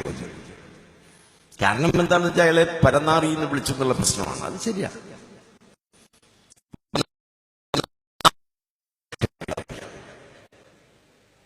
പരം അതിൽ നല്ല വാക്ക്, നാരി അതിൽ മോശപ്പെട്ട വാക്ക്. പരം എന്നുള്ളത് അതിൽ നല്ലത്. പരം ലോകം. ലോകം എന്ന് പറഞ്ഞാൽ പരാശ പവിത്ര പുത്രോ എന്നാണ് ഗുരുദേവൻ യേശുവിനെ കുറിച്ച് പറഞ്ഞത്. പരാശ പവിത്ര പുത്രൻ. പരനാരി എന്ന് പറഞ്ഞാൽ ലോകനാരി എന്നാണ് അർത്ഥം. നാറി എന്ന് പറഞ്ഞാൽ ചീത്തയാന്നർത്ഥം, നല്ലവനല്ല എന്നർത്ഥം. അതിന്റെ മലയാളം പൂർണ്ണമതാണ്. ലോകത്തിൽ ഏറ്റവും വൃത്തികെട്ടവൻ എന്നാണ് അതിന്റെ അർത്ഥം. ലോകത്തിൽ വൃത്തികെട്ട മണമുള്ളവൻ എന്നാണ് അർത്ഥം. അതുകൊണ്ട് പ്രിയപ്പെട്ടവരെ, എന്തായി RSP എന്ന് പറഞ്ഞ പ്രസ്ഥാനം? ഒറ്റ MLA. അടിയന്തരാവസ്ഥക്കാലത്ത് ഇടതുപക്ഷ ജനാധിപത്യത്തിന്റെ കൺവീനറായിരുന്ന വീരേന്ദ്രകുമാറിന് രാജ്യസഭാ സീറ്റ് ഒഴികെ വല്ല MLA ഉണ്ടോ? മാണിയുടെ പാർട്ടി എന്ന് പറഞ്ഞത് തളർന്നു തുടങ്ങിയ ഒരു മാണിപ്പഴം പോലെയായി. മാണിപ്പഴം ഞങ്ങളുടെ നാട്ടിലൊക്കെ പഴത്തിന്റെ മുകളിലുള്ള പഴത്തിന് മാണിപ്പഴം പറയും. അത് ആർക്കും ഫ്രീ ആയിട്ട് എടുക്കാം. ഒരു ശർക്കര മേടിക്കാൻ പോകുന്നതിന് മുകളിൽ നിന്ന് പഴത്തിന് കടക്കാരന് എതിർക്കില്ല. അങ്ങനെ മാണിയാണ്. മാണി ഇല്ലാതായി, ജേക്കബ് ഇല്ലാതെയായി, RSP ഇല്ലാതെയായി. പിന്നെ ഒരു ഫോർവേഡ് ബ്ലോക്കുകാരൻ എവിടെ മറ്റേ ഡൽഹിയിൽ നിന്ന് വന്ന് ബഹളുണ്ടാക്കി UDF ചേർന്നു. അതുമില്ല. 6-7 പാർട്ടികൾ ഒറ്റയടിക്ക് അങ്ങോട്ട് പോയി. പ്രിയപ്പെട്ടവരെ, എന്നിട്ടും ഇടതുപക്ഷ ജനാധിപത്യം പിടിച്ചു നിന്നെന്താ കാരണം? CPM ആണ് സംഘപരിവാറിനെ എതിർക്കുന്നവരെന്ന് എല്ലാവർക്കും അറിയാം. CPM-ന്റെ നെഞ്ചുകൊണ്ടാണ് പലപ്പോഴും ഞങ്ങൾ എതിർത്തത്. CPM അതിന്റെ ഐഡിയോളജി കൊണ്ടാണ് എതിർത്തത്. CPM 6 ബാബരി പള്ളി പൊളിക്കുന്ന സമയത്ത് അവിടെ CPM സുസംഘടിതമായിരുന്നുവെങ്കിൽ പള്ളി പൊളിയുമായിരുന്നില്ല എന്നൊരു തർക്കം എന്താ? ഇവിടെ തലശ്ശേരി കലാപത്തിൽ 3 പള്ളി പൊളിക്കാനല്ലേ RSS വന്നത്? അനൗൺസ്മെന്റ് നടത്തിയ CPM ആണ് വിളിച്ചത്. അനൗൺസ്മെന്റ് അറിയോ? CPM എന്തെങ്കിലും നിസ്കരിക്കാൻ പോണ ആളാണോ? CPM-ൽ എല്ലാവരും മുസൽമാനാണ്. അനൗൺസ്മെന്റ് ആണ് നടത്തിയത്. ആ അനൗൺസ്മെന്റ് വാഹനത്തിൽ ചടയം ഗോപിതനും ഇന്നത്തെ പിണറായി വിജയനൊക്കെ ഉണ്ട്. ആ അനൗൺസ്മെന്റ് എങ്ങനെയാണെന്ന് വെച്ചാൽ എങ്ങനെയാണെന്നറിയോ? പള്ളി പൊളിക്കാതിരിക്കാൻ വേണ്ടി CPM-ന്റെ വളണ്ടിയർമാർ എല്ലാവരും മങ്ങാട്ട് പള്ളി മുതലുള്ള 3 പള്ളികൾക്കും മുമ്പ് വരണം, കാവൽ നിൽക്കണം എന്ന് പറഞ്ഞ് വരുമ്പോഴാണ് കുഞ്ഞിരാമൻ പ്രിയപ്പെട്ടവരെ കുത്തേറ്റ് മരിക്കുന്നത്. CPM-ന്റെ നിലപാട് കൊണ്ടാണ്. വിധേയത്തിൽ കമ്മീഷൻ പറഞ്ഞല്ലോ. ലീഗുകാരെവിടെയാണ്? അല്ലെങ്കിൽ ലീഗുകാരും BJP തമ്മിൽ എവിടെയാ സംഘർഷം? കോൺഗ്രസും BJP തമ്മിൽ എവിടെയാ സംഘർഷം? SDPI BJP തമ്മിൽ എവിടെയാ സംഘർഷം? IS-ഉം BJP തമ്മിൽ എവിടെയാ സംഘർഷം? ഇവിടത്തെ മുസ്ലിം തീവ്രവാദവും അതേമാതിരി BJP തമ്മിൽ എന്താ സംഘർഷം? ഒന്ന് വയലന്റ്, ഒന്ന് സൈലന്റ് എന്നല്ലാതെ വേറെന്ത് വ്യത്യാസം അവർ തമ്മിലുള്ളത്? മുസ്ലിം തീവ്രവാദവും പ്രിയപ്പെട്ടവരും ഉണ്ടാകുന്നത് 92 ഡിസംബർ മാസം 6-ന് ശേഷമാണ്. ഇന്ത്യയിൽ അഫ്ഗാനിസ്ഥാനിലെ താലിബാൻ, മുല്ല മുഹമ്മദ്, ഒസാമ ബിൻ ലാദൻ ഒക്കെ അവിടെയുണ്ട്. പശ്ചിമേഷ്യയിൽ നേരത്തെ മുസ്ലിം തീവ്രവാദമുണ്ട്. ഇന്ത്യയിൽ അത്ര കുഴപ്പമില്ല. ഇന്ത്യയിലെ പള്ളി പൊളിച്ചില്ല. മദിനി, കരുനാഗപ്പള്ളിയിലെ ഒരു യത്തീംഖാനയിലെ അധ്യാപകൻ മാത്രമായിരുന്നു പാവം മദിനി. പിന്നീട് ആ പള്ളി പൊളിച്ചതിന് വികാരപരമായ ദേഷ്യം കൊണ്ടാണ് മദിനി ചെറുപ്പക്കാരനുണ്ടാകുന്ന പക്വതയിലായി. ഒച്ചപ്പാടും ബഹളവും വേറെ ഒന്നും ചെയ്തില്ല, പ്രസംഗം മാത്രമേ ഉണ്ടായുള്ളൂ. ഇപ്പൊ 80 കിലോളം മദിനിക്ക് 30 കിലോ ആയി. കുറ്റപത്രമില്ല, വിചാരണയില്ല, പരിശോധനയില്ല, ജയിലിൽ വിളിക്കുന്നില്ല, സിറ്റിംഗ് ഇല്ല, FIR ഇല്ല. മദിനയുടെ ഒരു കാല് നേരത്തെ ഇല്ല, ഒരു കാല് ഷുഗർ വന്ന് നടക്കാൻ വയ്യ. മദിനയുടെ ബാപ്പ മയ്യത്ത് കെട്ടിലാണ്, ഉമ്മയ്ക്ക് ക്യാൻസർ വന്നത്. മദിനയുടെ മകളുടെ കല്യാണത്തിന് ബഹുമാനപ്പെട്ട കോടതി അനുവദിച്ച പരോൾ 4 ദിവസം. ബാംഗ്ലൂരിൽ നിന്ന് ഇവിടെത്താൻ 1.5 ദിവസം, ബാംഗ്ലൂർ അങ്ങടെത്താൻ 1.5 ദിവസം. 1.5 പ്ലസ് 3 കഴിഞ്ഞാൽ ബാക്കിയുള്ളത് 1. പയ്യന്റെയും പെണ്ണിന്റെയും കൈപിടിച്ചു കൊടുത്ത ബാപ്പ കപ്പ ഇറങ്ങണം. എന്നിട്ട് അതിന് കോടതിയും നമ്മുടെ BJP-യും പറഞ്ഞെന്താ, ഞാൻ മദനിയുടെ പാർട്ടിയുമായിട്ട് ഒരു ഇഞ്ച് പോലും കോംപ്രമൈസ് ചെയ്യുന്ന ആളാണ്. ഞാൻ PDP-യുടെ നാളത്തെ സെമിനാറിൽ പോയിട്ട് അവരെ വിമർശിച്ചു. PDP-യുടെ നിലപാടൊന്നും മുസ്ലിമിനെ രക്ഷിക്കാനുള്ള നിലപാടൊന്നുമല്ല. പക്ഷേ മദനിയുടെ പൗരാവകാശം ആര് കൊടുക്കണം? മദനിക്കുള്ള മനുഷ്യാവകാശം ആര് കൊടുക്കണം? സിമി പ്രവർത്തകരെ വെടിവെച്ചു കൊന്നാലും ആരെ വെടിവെച്ചു കൊന്നാലും പ്രിയപ്പെട്ടവരെ തെറ്റാണെങ്കിൽ തെറ്റാണെന്ന് പറയണ്ടേ? അബ്ദുൾ നാസർ മദനിക്ക് കുറ്റപത്രമില്ല, ഒന്നുമില്ല. അതിന് 30 കിലോ ആയി. കല്യാണം മകളുടെ കഴിഞ്ഞ് 1.5 മണിക്കൂർ കഴിഞ്ഞപ്പോൾ പോകേണ്ട വന്നു. സംഘപരിവാറും കർണാടക ഹൈക്കോടതി പറഞ്ഞു തീവ്രവാദി ആയതുകൊണ്ട് അല്ലെങ്കിൽ ഞങ്ങൾ കുറച്ചു ദിവസം പരോള് കൊടുത്തേ. ഞാൻ ചോദിക്കട്ടെ, 1400 മുസൽമാനെ ഒറ്റ രാത്രി കൊണ്ട് വെടിവെച്ച് കൊന്നത് ആൾ അന്നത്തെ മുഖ്യമന്ത്രിയായ ഒരാളല്ലേ, ഇന്ത്യൻ പ്രധാനമന്ത്രി. 1400 മുസൽമാന്റെ ഗർഭസ്ഥ ശിശുവിനെ പോലും കൊല്ലാൻ മടി കാണിക്കേണ്ടതില്ല, 3 ദിവസം നിങ്ങൾക്ക് ഞാൻ തന്നിരിക്കുന്നു എന്ന് പറഞ്ഞ അന്നത്തെ ആഭ്യന്തരമന്ത്രി അമിത്ഷയല്ലേ പ്രിയപ്പെട്ടവരെ സംഘപരിവാറിന്റെ ഇന്നത്തെ പ്രസിഡന്റ്. അവർക്കൊന്നുമില്ലാത്ത തീവ്രവാദം ഈ ഒറ്റക്കാലുള്ള മദനിയിൽ മാത്രം അങ്ങനെ വന്നു. അവർക്കൊന്നുമില്ലാത്ത ഭീകരത ഈ ഒറ്റക്കാലുള്ള മദനിയിൽ അങ്ങനെ വന്നു. അതാണ് ഇസ്ലാം വിരുദ്ധ നിലപാടെന്ന് പറയുന്നത്. ഇസ്ലാം വിരുദ്ധ നിലപാട് സ്വീകരിക്കുന്നവന്റെ കൂടെ ലീഗ് ചേരാറുണ്ട്. അതാ ഞാൻ പറഞ്ഞ ലീഗ് നീ പിരിച്ചുവിടുന്നതാണ് നല്ലത്. കുഞ്ഞാലിക്കുട്ടിക്ക് തോണ്ട, പക്ഷെ ഇ.ടി. മുഹമ്മദ് ബഷീർ സമ്മതിക്കാനിടയില്ല. മൂപ്പര് UDF-ന്റെ ഹൃദയമാണ്. ഞാൻ അതാ പറഞ്ഞത്, ഈ കേരളത്തിൽ നെഞ്ചു കാണിച്ചും തത്വശാസ്ത്രം കൊണ്ടുമാണ് CPM പിടിച്ചത്. അതുകൊണ്ടാ CPM-ന് മലപ്പുറം ജില്ലയിൽ മുന്നേറ്റമുണ്ടായി. അതുകൊണ്ടാ നിങ്ങളുടെ യോഗത്തിലേക്ക് കുറെ ലീഗുകാർ രാജിവെച്ച് CPM-ൽ വരാൻ തീരുമാനിച്ചത്. കാരണം എന്ന് പറഞ്ഞാൽ പ്രിയപ്പെട്ടവരെ, അതാണ് ഏതാണ്ട് ടെമ്പററി അറേഞ്ച്മെന്റ് ആണെന്ന് മനസ്സിലായി. സംഘപരിവാറിൽ നിന്നും BJP-യിൽ നിന്നും കോൺഗ്രസിൽ നിന്നുമുള്ള അകലത്തിന്റെ ഉള്ളിൽ സെമി പെർമനന്റ് അറേഞ്ച്മെന്റ് ആണ് ലീഗ് എന്ന് എല്ലാവർക്കും അറിയാം. അധികാരത്തിന്റെ പിന്നാലെയുള്ള വരവ്. അതുകൊണ്ട് പ്രിയപ്പെട്ടവരെ, സുഹൃത്തുക്കളെ, ഞാൻ പറയുന്നു, CPM എടുത്ത നിലപാടിന്റെ ഭാഗം മതേതര നിലപാട്, മതന്യൂനപക്ഷങ്ങളിലെ മതേതര നിലപാടുകളെല്ലാം ഞങ്ങളുടെ കൂടെ വന്നു. CPM ഒരിക്കലും ന്യൂനപക്ഷ വർഗീയതയുടെ കൂടെ നിൽക്കുന്ന പ്രസ്ഥാനമല്ല. പൊന്നും സൂചി കൊണ്ട് കുത്തിയാലും കണ്ണുപോകും. അതുകൊണ്ട് ഞങ്ങളൊരു വർഗീയതയുടെ കൂടെ നിൽക്കുന്നു. അപ്പോ അതുകൊണ്ട് ഞങ്ങൾ IS എടുക്കുന്ന വർഗീയത ഞങ്ങൾക്ക് താല്പര്യമുണ്ട്. അനിസ്ലാമികതയിൽ നിന്ന് ഇസ്ലാമികതയിലേക്ക് ഹിജ്റ എന്നല്ലേ പറയുന്നത്? എന്താ IS പറയുന്നത്? KSRTC ബസ്സിൽ കയറാൻ പറ്റില്ല, ആറാമാണ്. എന്താ ആറാം?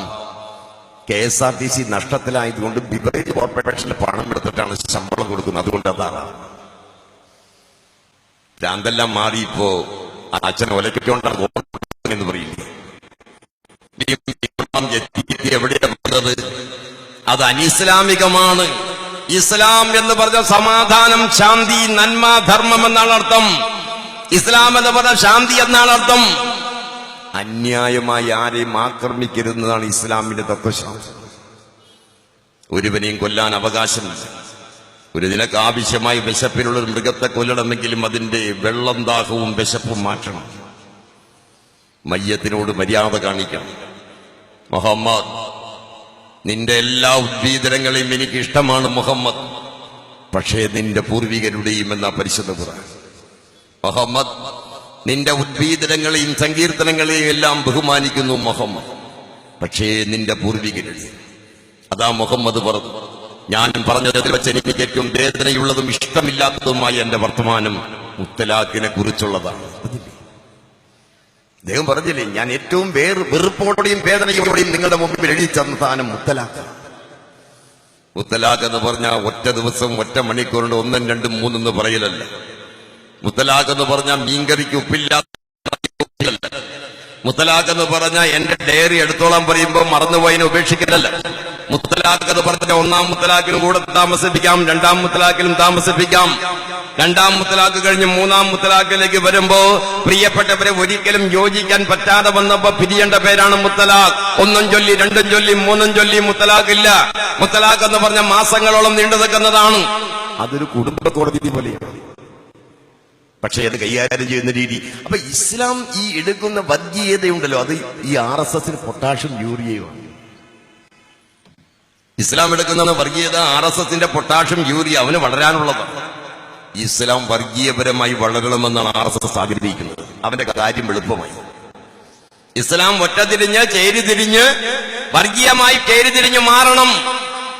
അങ്ങനെ മാറിയാൽ കോൺഗ്രസിനാണോ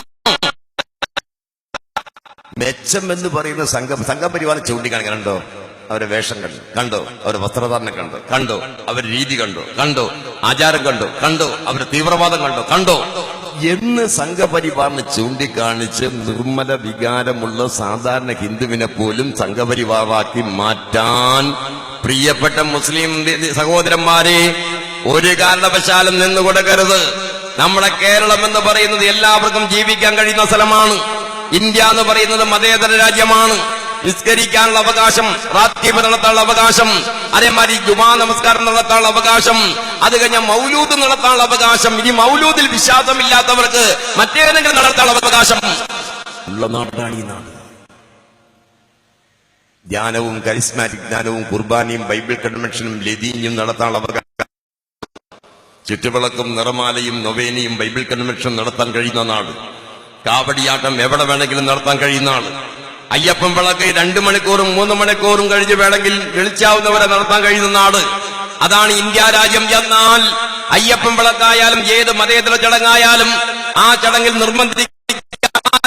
ഭാഗമായി രാഷ്ട്ര ശരീരത്തിൽ തൊടാനോ ഒരു മതത്തിനും അവകാശമില്ല. 113 അനുച്ഛേദം ബി അംബേദ്കർ എഴുതി വച്ചിട്ടുണ്ട്. 113 അനുച്ഛേദം ബി. മതമല്ലാത്തതാണ് നമ്മുടെ രാഷ്ട്രം.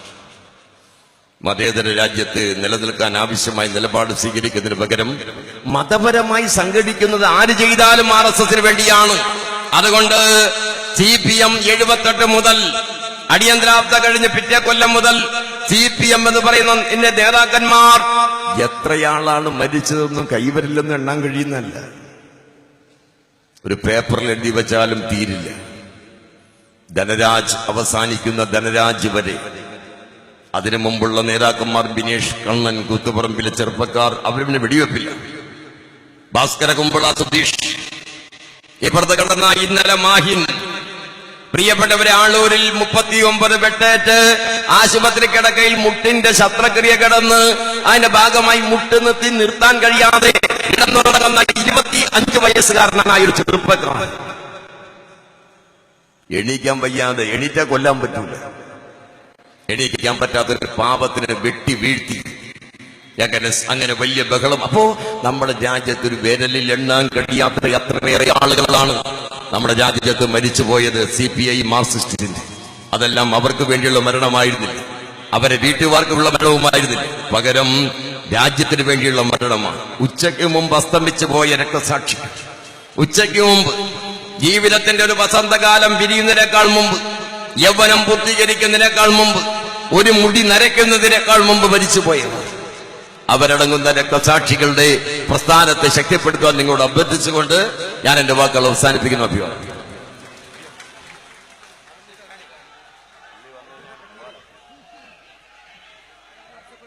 ബഹുമാനപ്പെട്ട KT ജലീൽ പൊതുയോഗ സ്ഥലത്തേക്ക് വന്നുകൊണ്ടിരിക്കുന്നുണ്ട്. മുഴുവൻ സഖാക്കളും ശാന്തരായിരിക്കേണ്ടതാണ്. സഖാക്കൾ അവരുടെ ഇരിപ്പിടത്തിൽ വന്നിരിക്കുക. മന്ത്രിക്ക് വരാനുള്ള സൗകര്യം സഖാക്കൾ ചെയ്തു കൊടുക്കണം.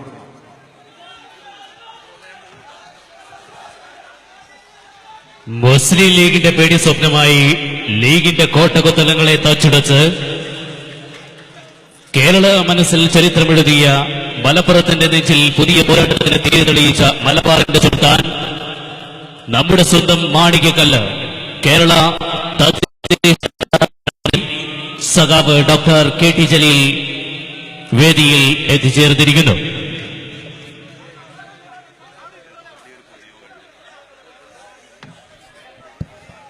സഖാക്കളെ,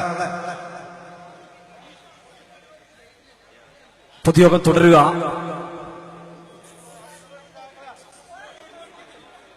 കേരളത്തിലെ ജനകീയ ഗവൺമെന്റിന്റെ സഖാവ് പിണറായി വിജയൻ നേതൃത്വം നൽകുന്ന ഇടതുപക്ഷ ജനാധിപത്യ മുന്നണി ഗവൺമെന്റിൽ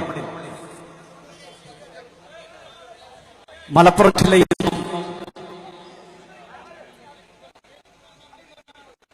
മുസ്ലിം ലീഗിന്റെ ഉരുക്കുകോട്ടയായിട്ടുള്ള കുറ്റിപ്പുറത്തു നിന്ന് തെരഞ്ഞെടുക്കപ്പെട്ട് കേരള നിയമസഭയിലേക്ക് കടന്നു വരികയും തുടർച്ചയായി 3 തവണ മലപ്പുറം ജില്ലയിലെ ജനങ്ങളുടെ ആവേശവും പിന്തുണയും നേടിക്കൊണ്ട് കഴിഞ്ഞ നിയമസഭാ തെരഞ്ഞെടുപ്പിൽ 10,000-കണക്കിന് വോട്ടിന്റെ ഭൂരിപക്ഷത്തോടുകൂടി UDF സ്ഥാനാർത്ഥിയെ പരാജയപ്പെടുത്തിയത് കേരളത്തിന്റെയും പ്രത്യേകിച്ച് മലപ്പുറത്തിന്റെയും ജനനായകനും പ്രിയങ്കരനുമായിട്ടുള്ള ഡോക്ടർ KT ജലീൽ കേരള നിയമസഭയിൽ സഖാവ് പിണറായി വിജയൻ നേതൃത്വം നൽകുന്ന ഇടതുപക്ഷ ഗവൺമെന്റിൽ തദ്ദേശ സ്വയംഭരണ വകുപ്പും കേരള വഖഫ് ബോർഡിന്റെയും ഹജ്ജിന്റെയും ചുമതല ഏറ്റെടുത്ത് കഴിഞ്ഞ 6 മാസക്കാലമായി കേരളത്തിൽ ഈ ജനകീയ ഗവൺമെന്റിന് നേതൃത്വം നൽകുന്നതിൽ പ്രഗത്ഭനായിട്ടുള്ള ഡോക്ടർ KT ജലീൽ നമ്മുടെ ക്ഷണം സ്വീകരിച്ച് ഇവിടെ എത്തിയിട്ടുണ്ട്. അദ്ദേഹം ഈ ജനാവലിയെ അഭിസംബോധന കൊണ്ട് ചെയ്ത് സംസാരിക്കും. അതിനുവേണ്ടി നിങ്ങൾക്ക് ഏവർക്കും വേണ്ടി അദ്ദേഹത്തെ ഈ ജനങ്ങളെ സംവദിക്കുന്നതിന് വേണ്ടി സ്നേഹ ആദരവോടെ ക്ഷണിക്കുന്നു.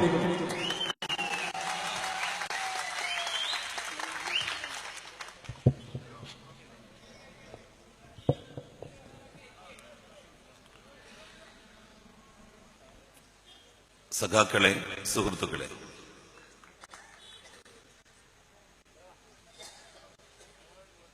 ഇടതുപക്ഷ ജനാധിപത്യ മുന്നണിയുടെ സർക്കാർ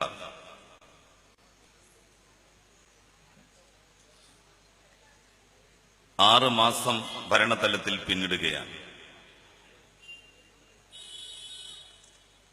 കേരളത്തിലെ ജനങ്ങളോട് അധികാരത്തിൽ വരുന്നതിന് മുൻപ് എന്തൊക്കെയാണോ മുന്നണി പറഞ്ഞിരുന്നത് അവ ഓരോന്നും നടപ്പിലാക്കിക്കൊണ്ടാണ് സർക്കാരിന്റെ മുന്നോട്ടുള്ള പ്രയാണം തുടരുന്നത്. നമുക്കറിയാം, നമ്മളുടെ രാജ്യത്ത് BJPയുടെ നേതൃത്വത്തിലുള്ള സർക്കാരാണ് ഭരിക്കുന്നത്. മതത്തിന്റെയും ജാതിയുടെയും വർഗത്തിന്റെയും വിഭാഗത്തിന്റെയും ഒക്കെ പേരിൽ ജനങ്ങളെ ഭിന്നിപ്പിക്കുവാനാണ് കേന്ദ്ര ഗവൺമെന്റ് ശ്രമിക്കുന്നത്. അത്തരത്തിലുള്ള ഒരു വിഭജനം രാജ്യത്തിന്റെ പുരോഗതിക്കും ജനങ്ങളുടെ നന്മകൾക്കും എതിരാണ് എന്ന വിശ്വാസമാണ് ഇടതുപക്ഷ ജനാധിപത്യ മുന്നണിയെ, കമ്മ്യൂണിസ്റ്റ് പാർട്ടി ഓഫ് ഇന്ത്യ മാർക്സിസ്റ്റിനെ ഫാഷിസ്റ്റ് വിരുദ്ധ നിലപാട് സ്വീകരിക്കുവാൻ പ്രേരിപ്പിച്ചത്. RSSും BJPയും നാട്ടിലുടനീളം നടന്ന് പ്രചരിപ്പിക്കുന്നത് അവരാണ് ഏറ്റവും വലിയ രാജ്യസ്നേഹികൾ എന്നാണ്. ദേശീയഗാനത്തിന്റെ കുത്തകാവകാശം, രാജ്യസ്നേഹത്തിന്റെ അട്ടിപ്പേറ് RSSനും BJPക്കും അവകാശപ്പെട്ടതാണ് എന്ന് പറഞ്ഞ് മുന്നോട്ടു പോകുന്നവർ പിന്നിലേക്കൊന്ന് തിരിഞ്ഞു നോക്കുന്നത് നന്നാകും എന്നാണ് ഈ രാജ്യത്തെ സ്നേഹിക്കുന്നവർക്ക് പറയാനുള്ളത്. 1925 നാഗ്പൂരിൽ വെച്ചാണ് RSS രൂപം കൊള്ളുന്നത്. RSSന്റെ രൂപീകരണ ശേഷം ഏതാണ്ട് 22 വർഷം കഴിഞ്ഞാണ് ഇന്ത്യക്ക് സ്വാതന്ത്ര്യം ലഭിക്കുന്നത്. ഈ 22 വർഷത്തിനിടയിൽ ഒട്ടനവധി ബ്രിട്ടീഷ് വിരുദ്ധ സമരങ്ങൾ രാജ്യത്ത് നടന്നിട്ടുണ്ട്. നൂറുകണക്കിന് ആളുകൾ ബ്രിട്ടീഷ് ഗവൺമെന്റിനാൽ കൊല ചെയ്യപ്പെട്ടിട്ടുണ്ട്. 10,000-കണക്കിന് മനുഷ്യർ ആ കാലയളവിൽ കൽത്തുറുങ്കിൽ അടക്കപ്പെട്ടിട്ടുണ്ട്. നാടിന്റെ സ്വാതന്ത്ര്യത്തിനു വേണ്ടി പോരാടുകയും സമരം ചെയ്യുകയും വീരേതിഹാസങ്ങൾ ചെയ്തു എന്നുള്ളതിന്റെ പേരിൽ. ആ കൂട്ടത്തിൽ ദേശീയ പ്രസ്ഥാനത്തിന്റെ നേതാക്കന്മാരും പ്രവർത്തകന്മാരും ഉണ്ടായിരുന്നു. എത്രയോ കമ്മ്യൂണിസ്റ്റ് സഖാക്കൾക്ക് ബ്രിട്ടീഷ് വിരുദ്ധ പോരാട്ടത്തിൽ പങ്കാളിത്തം വഹിച്ചതിന് അവരുടെ ജീവൻ ബലികൊടുക്കേണ്ടി വരികയും കൽത്തുറുങ്കിൽ അടക്കപ്പെടേണ്ടി വരികയും ചെയ്ത സാഹചര്യം ഉണ്ടായി. എന്നാൽ രാജ്യസ്നേഹത്തിന്റെ വീമ്പ് പറയുന്ന RSSകാർ 1925 മുതൽ 47 വരെയുള്ള കാലയളവിൽ ബ്രിട്ടീഷുകാർക്കെതിരായി നടത്തിയ സമരത്തിൽ എന്ത് പങ്കാണ് വഹിച്ചത്? അവർക്ക് ചൂണ്ടിക്കാണിക്കാനാകുമോ ഞങ്ങളുടെ ഇന്ന പ്രവർത്തകന്മാരെ ബ്രിട്ടീഷുകാർ വെടിവെച്ചു കൊന്നു എന്ന്? രാജ്യസ്നേഹത്താൽ വജ്രംബിതമായി പോരാട്ട ഭൂമികയിൽ നിലയുറപ്പിച്ചു എന്നതിനാൽ ഞങ്ങളുടെ ഇത്ര പ്രവർത്തകന്മാരെ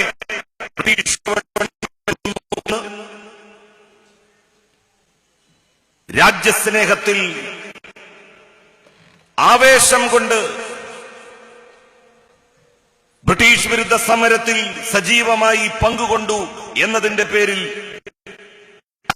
അടക്കപ്പെട്ട RSSകാരുടെ പേര് പറയാൻ അവർക്ക് സാധിക്കുമോ? ആ കാലം എത്രയും ബ്രിട്ടീഷ് അനുകൂല നിലപാട് സ്വീകരിച്ചു അവർ. മഹാത്മാഗാന്ധിയുടെ കൂടെ, പണ്ഡിറ്റ് ജവഹർലാലിന്റെ, സഖാവ് AK ഗോപാലന്റെ കൂടെ, EMSന്റെ കൂടെ രാജ്യ സ്വാതന്ത്ര്യത്തിനു വേണ്ടി നടന്ന പോരാട്ടങ്ങളിൽ ഏതെങ്കിലും അക്കാലത്ത് RSSന്റെ ഒരു നേതാവ് അറസ്റ്റ് വരിച്ചു എന്ന് പറയാൻ അവർക്കാകുമോ? അങ്ങനെ ഒരു പാരമ്പര്യം അവകാശപ്പെടാനില്ലാത്തവർക്ക് രാജ്യസ്നേഹത്തിന്റെ അട്ടിപ്പേർ അവകാശം എങ്ങനെയാണ് നമുക്ക് പതിച്ചു കൊടുക്കുവാൻ വേണ്ടി കഴിയുക? നാട്ടിലെ ജനങ്ങളെ മതത്തിന്റെയും ജാതിയുടെയും പേരിൽ വിഭജിക്കുകയാണ്. ഈ നാട് ബഹുസ്വരതയുടെ വലിയ മാതൃക കാണിച്ചിട്ടുള്ള നാടാണ്. എല്ലാ മതവിഭാഗക്കാർക്കും നല്ല സ്വാതന്ത്ര്യം അനുവദിക്കപ്പെട്ടിട്ടുള്ള മണ്ണ്. RSSനായിരുന്നു അക്കാലത്ത് സ്വാധീനമെങ്കിൽ ഇങ്ങനെ ഒരു സാഹചര്യം നമ്മുടെ നാട്ടിൽ നിലനിൽക്കുമായിരുന്നോ?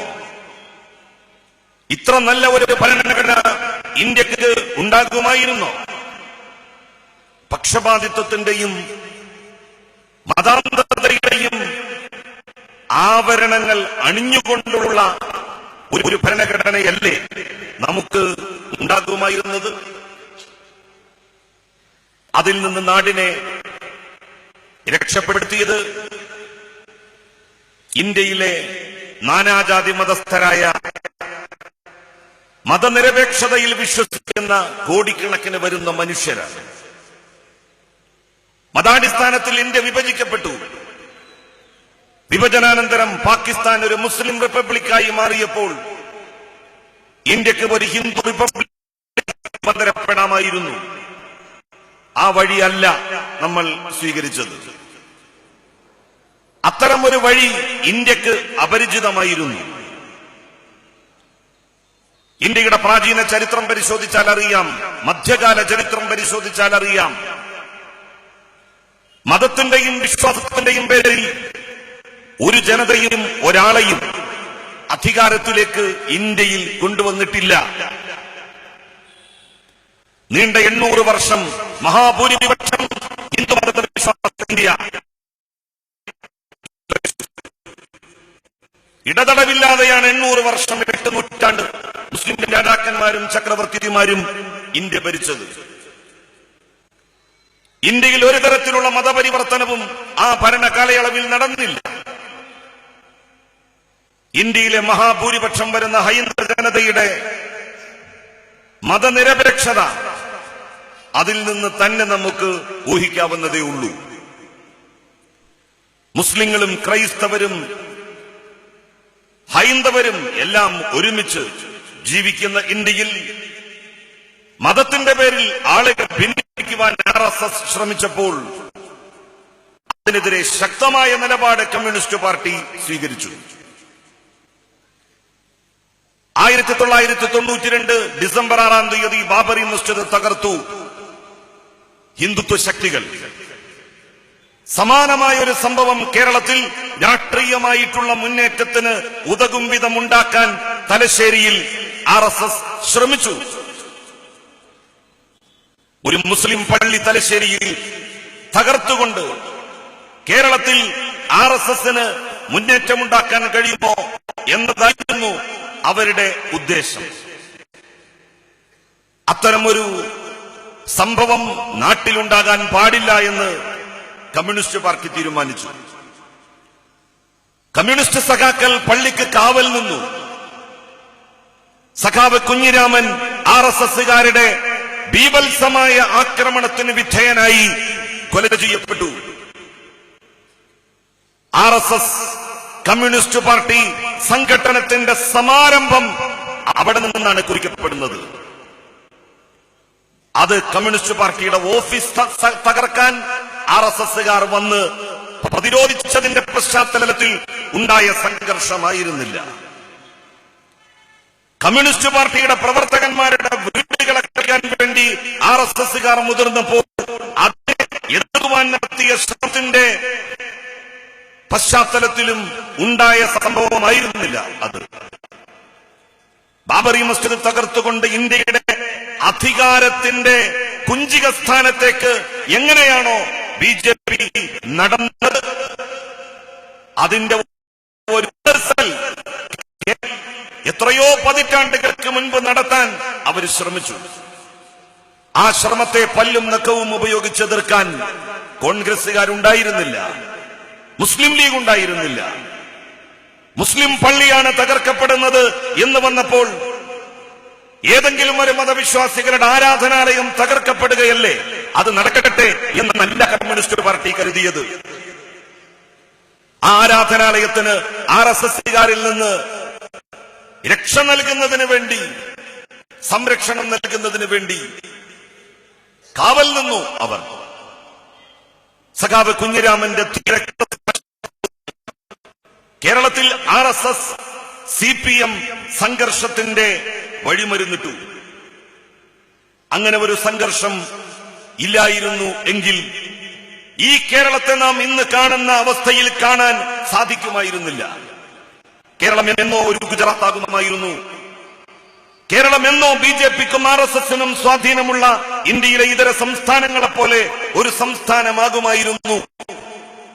സഖാവ് കുഞ്ഞിരാമന്റെ രക്തസാക്ഷിത്വമാണ് അത്തരം ഒരു ദുരവസ്ഥയിൽ നിന്ന് കേരളത്തിന് വിമുക്തി നൽകിയത് എന്ന് എത്ര പേർക്കറിയാം. 200-ലധികം സഖാക്കളുടെ ജീവൻ RSSുമായിട്ടുള്ള സംഘർഷത്തിൽ CPIMന് ബലി കൊടുക്കേണ്ടി വന്നിട്ടുണ്ട്. ആ ബലിദാനങ്ങളെല്ലാം ഈ നാടിന്റെ മതനിരപേക്ഷതയെ കണ്ണിലെ കൃഷ്ണമണി പോലെ കാത്തു സൂക്ഷിക്കുവാൻ വേണ്ടിയായിരുന്നു. RSS എന്തു ചെയ്യുമെന്ന് നമുക്കറിയാം. അവരോട് ഇഞ്ചോടിഞ്ച് പൊരുതി നിൽക്കുവാൻ കോൺഗ്രസിന്റെ ദുർബലമായ പ്രത്യയശാസ്ത്ര അടിത്തറയ്ക്ക് കഴിയില്ല.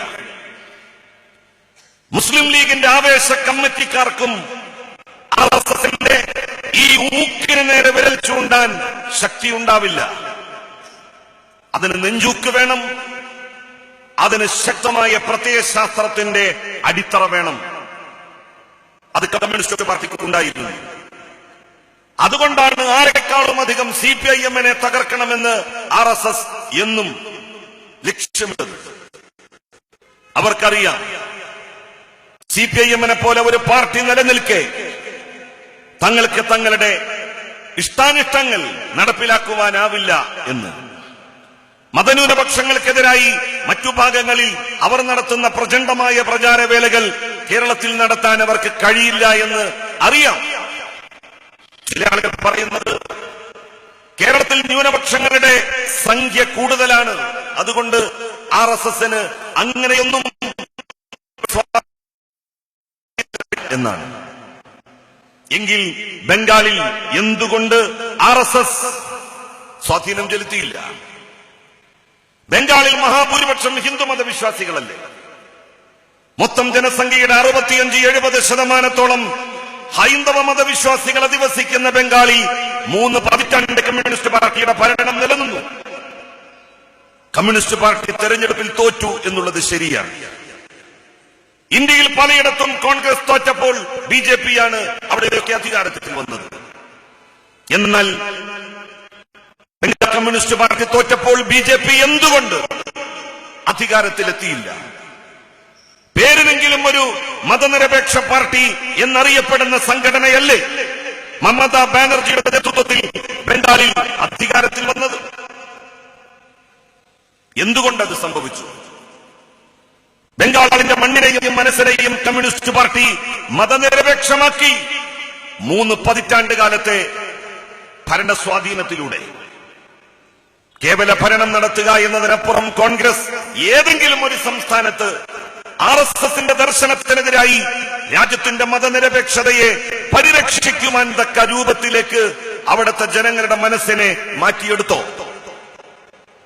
UP കോൺഗ്രസിന്റെ ഈറ്റില്ലമായിരുന്നില്ലേ? നെഹ്റു കുടുംബത്തിന്റെ തറവാട്ട് സ്വത്ത് പോലെയായിരുന്നില്ലേ ഉത്തർപ്രദേശ് എന്ന് പറയുന്ന ഇന്ത്യയിൽ ഏറ്റവും അധികം ലോക്സഭാ അംഗങ്ങളെ വിജയിപ്പിക്കുന്ന സംസ്ഥാനം? എത്രയോ വർഷങ്ങൾ നിലകൊണ്ടത്. ആ UPയിൽ കോൺഗ്രസിന്റെ അടിത്തറ തകർന്നപ്പോൾ BJP അല്ലേ രാഷ്ട്രീയ മുന്നേറ്റത്തിന് മുതിർന്നത്? BJPക്കല്ലേ ഒരു ഘട്ടത്തിൽ ഭരണം അവിടെ ലഭിച്ചത്? ഗുജറാത്തിൽ മഹാത്മാഗാന്ധിയുടെ ജന്മനാടായ പോർബന്ദർ ഉൾക്കൊള്ളുന്ന സംസ്ഥാനത്ത് കോൺഗ്രസ് നിലംപരിശായപ്പോൾ ആരാണ് അധികാരത്തിലെത്തിയത്? മഹാരാഷ്ട്രയിൽ ആരധികാരത്തിൽ വന്നു കോൺഗ്രസ് ദുർബലമായപ്പോൾ? പശ്ചിമ ബംഗാളിൽ പക്ഷേ CPIM അതിന്റെ ചരിത്രത്തിലെ ഏറ്റവും വലിയ തോൽവി ഏറ്റുവാങ്ങിയപ്പോഴും മതാന്ധതയുടെ ശക്തികളെ, വർഗീയവാദികളെ ബംഗാളിലെ ജനങ്ങൾ, മഹാഭൂരിപക്ഷം വരുന്ന ഹിന്ദുമത വിശ്വാസികൾ തെരഞ്ഞെടുത്തില്ല.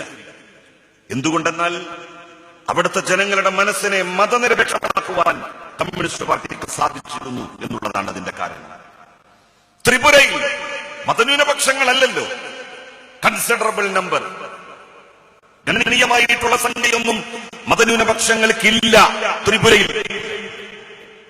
ആ ത്രിപുരയിൽ എന്തുകൊണ്ട് മഹാഭൂരിപക്ഷം ഹിന്ദു മതവിശ്വാസികളാണ് അവിടെ? എന്തേ RSSനും BJPക്കും അവിടെ കടന്നു ചെല്ലാൻ സാധിച്ചില്ല? ചെങ്കൊടി പാറിപ്പറക്കുന്നിടത്ത് കാവിക്കൊടിക്ക് പറന്നുയരാൻ കുറച്ച് പ്രയാസമുണ്ടാകും എന്നാരെക്കാളും അധികം അറിയാം RSSകാർക്ക്. അതുകൊണ്ടാണ് അവർ CPIMനെ മുഖ്യ ശത്രുവായി കാണുന്നതും കണ്ണിലെ കരടായി അവർ പരിഗണിക്കുന്നതും. പ്രിയപ്പെട്ടവരെ, കേരളത്തിൽ ഇത്തരമൊരു സ്ഥിതി നിലനിൽക്കുന്നത് കമ്മ്യൂണിസ്റ്റ് പാർട്ടി ശക്തമായി നിലനിൽക്കുന്നത് കൊണ്ടാണ്. കേരളത്തിലെ RSSകാരെ കുറിച്ച് പറയാറുണ്ട്, BJPക്കാരെ കുറിച്ച് പറയാറുണ്ട് അവർ കുറച്ച് മര്യാദക്കാരാണ് എന്ന്.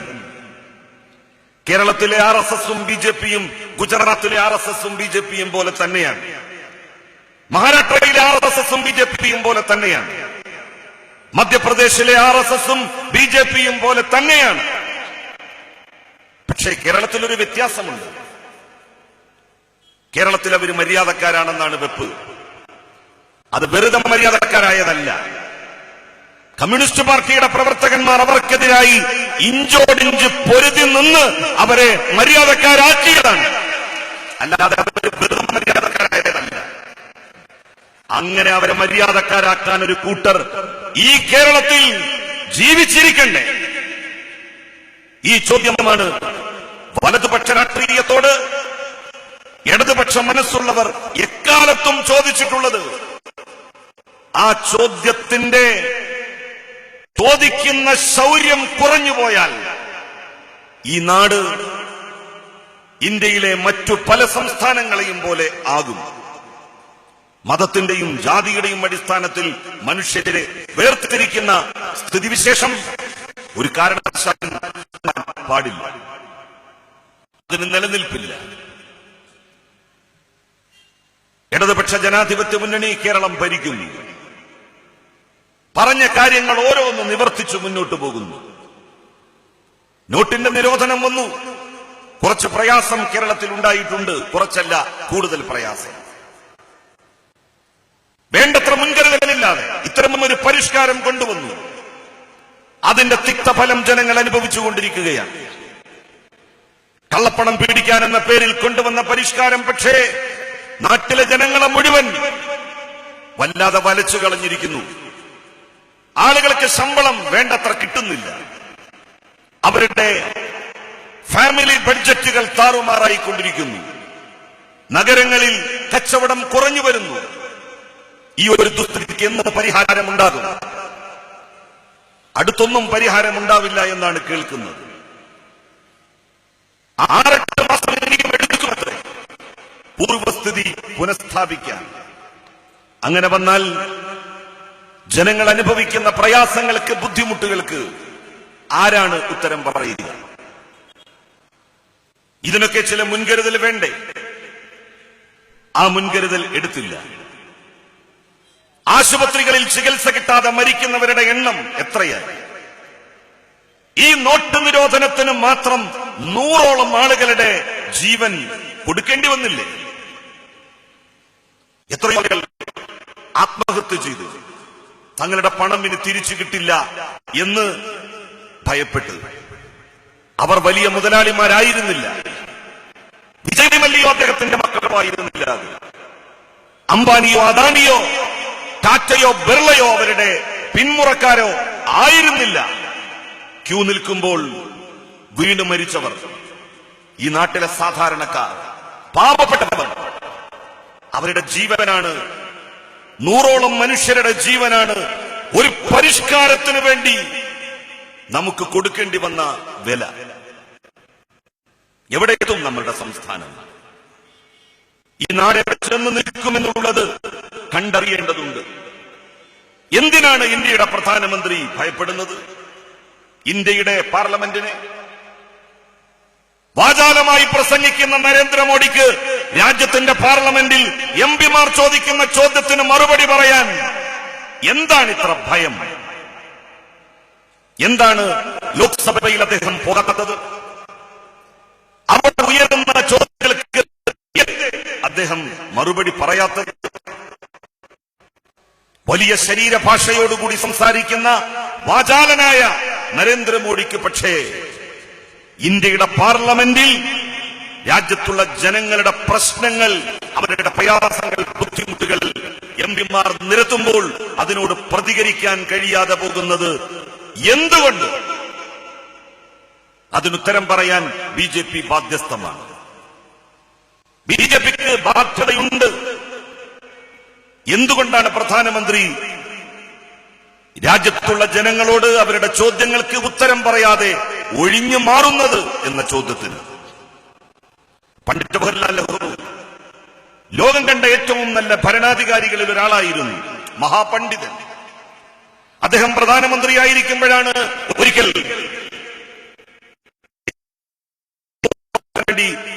പാർലമെന്റിന്റെ വാതിൽക്കലെത്തിയിരുന്നു. അപ്പോഴാണ് സ്പീക്കർ, അന്നത്തെ പ്രതിപക്ഷ നേതാവായിരുന്ന സഖാവ് എ കെ ഗോപാലനെ പ്രസംഗിക്കുവാൻ വേണ്ടി വിളിക്കുന്നത്. ഉടനെ തന്നെ പണ്ഡിറ്റ് ജവഹർലാൽ നെഹ്റു ധൃതി പിടിച്ച് പിന്നിലേക്ക് നടന്ന് തന്റെ സീറ്റിൽ ഇരിപ്പുറപ്പിച്ചു. എ കെ ജിയുടെ പ്രസംഗം കഴിഞ്ഞതിന് ശേഷം പുറത്തു വന്ന നെഹ്റുവിനോട് പത്രക്കാർ ചോദിച്ചു, നിങ്ങൾ എന്തേ എ കെ ജി പ്രസംഗിക്കുവാൻ വേണ്ടി എഴുന്നേറ്റപ്പോ തിരിച്ചുപോയി സീറ്റിലിരുന്നു? അത് കേട്ടു. അപ്പോൾ നെഹ്റു പറഞ്ഞു, പ്രതിപക്ഷ നേതാവാണ് സംസാരിക്കുന്നത്. ഇന്ത്യയിലെ സാധാരണക്കാരുടെയും പാവപ്പെട്ടവരുടെയും പ്രശ്നങ്ങൾ അവതരിപ്പിക്കപ്പെടുമ്പോ അത് കേൾക്കാൻ സഭയിൽ ഞാൻ ഉണ്ടാവണം. It was the prime minister. അതായിരുന്നു ഇന്ത്യയുടെ പ്രധാനമന്ത്രി. ഇന്ന് പക്ഷേ വളരെ വാചാലനായി പ്രസംഗിക്കുന്ന നമ്മളുടെ പ്രധാനമന്ത്രി എന്തുകൊണ്ടാണ് പാർലമെന്റിൽ ഇരിക്കാത്തത്? പാർലമെന്റ് സമ്മേളനം നടന്നുകൊണ്ടിരിക്കെ ആരെങ്കിലും വിദേശ ടൂറുകൾ നടത്താറുണ്ടോ? പാർലമെന്റിന്റെ പുറത്തെ പരിപാടികളിൽ സംബന്ധിക്കാറുണ്ടോ? പാർലമെന്റോ അസംബ്ലിയോ നടക്കുമ്പോൾ പ്രധാനമന്ത്രിയോ മുഖ്യമന്ത്രിയോ പുറത്തുപോയിട്ടല്ല പ്രസംഗിക്കേണ്ടത്, ആണ് ജനങ്ങളെ അഭിസംബോധന ചെയ്യേണ്ടത്. അതിനുള്ള ധൈര്യം നരേന്ദ്രമോദിക്ക് ഇല്ലാതെ പോകുന്നത് എന്തുകൊണ്ടാണ്? കേരളത്തിന്റെ സഹകരണ മേഖലയെ തകർക്കാനാണ് ആസൂത്രിതമായി BJP ശ്രമിക്കുന്നത്. അവർക്കറിയാം, രാഷ്ട്രീയമായി ഇടതുപക്ഷത്തിന്റെയും വലതുപക്ഷത്തിന്റെയും കോൺഗ്രസിന്റെയും കമ്മ്യൂണിസ്റ്റ് പാർട്ടിയുടെയും ശക്തിയെ ക്ഷയിപ്പിക്കാൻ സഹകരണ മേഖലയെ ഇല്ലാതാക്കണം എന്ന്. വിശിഷ്യ CPIM-നെ ദുർബലമാക്കാൻ, കമ്മ്യൂണിസ്റ്റ് പാർട്ടികളെ ദുർബലമാക്കാൻ കേരളത്തിന്റെ സഹകരണ മേഖലയെ തകർക്കണം. സഹകരണ മേഖലയാണ് ഇടതുപക്ഷ പ്രസ്ഥാനത്തിന്റെ ഏറ്റവും വലിയ പില്ലാർസ് എന്ന് പറയുന്നത്. ഏറ്റവും വലിയ നെടുംതൂണുകൾ അതാണ്. അതിനെ ഇല്ലാതാക്കുവാനാണ് ശ്രമിക്കുന്നത്. അതിൽ ജനങ്ങൾക്ക് സംശയം സൃഷ്ടിക്കുവാനാണ് നീക്കം നടത്തിക്കൊണ്ടിരിക്കുന്നത്. ഇതിനെതിരായി നാടൊരുമിച്ച് നിൽക്കണം, കക്ഷിയും രാഷ്ട്രീയവും മറന്നുകൊണ്ട്. കേരളത്തിലെ ഇടതുപക്ഷ ജനാധിപത്യ മുന്നണിയുടെ സർക്കാർ പിണറായി വിജയന്റെ നേതൃത്വത്തിൽ ഒരു പുതിയ ചരിത്രം രചിച്ചു മുന്നോട്ട് പോവുകയാണ്.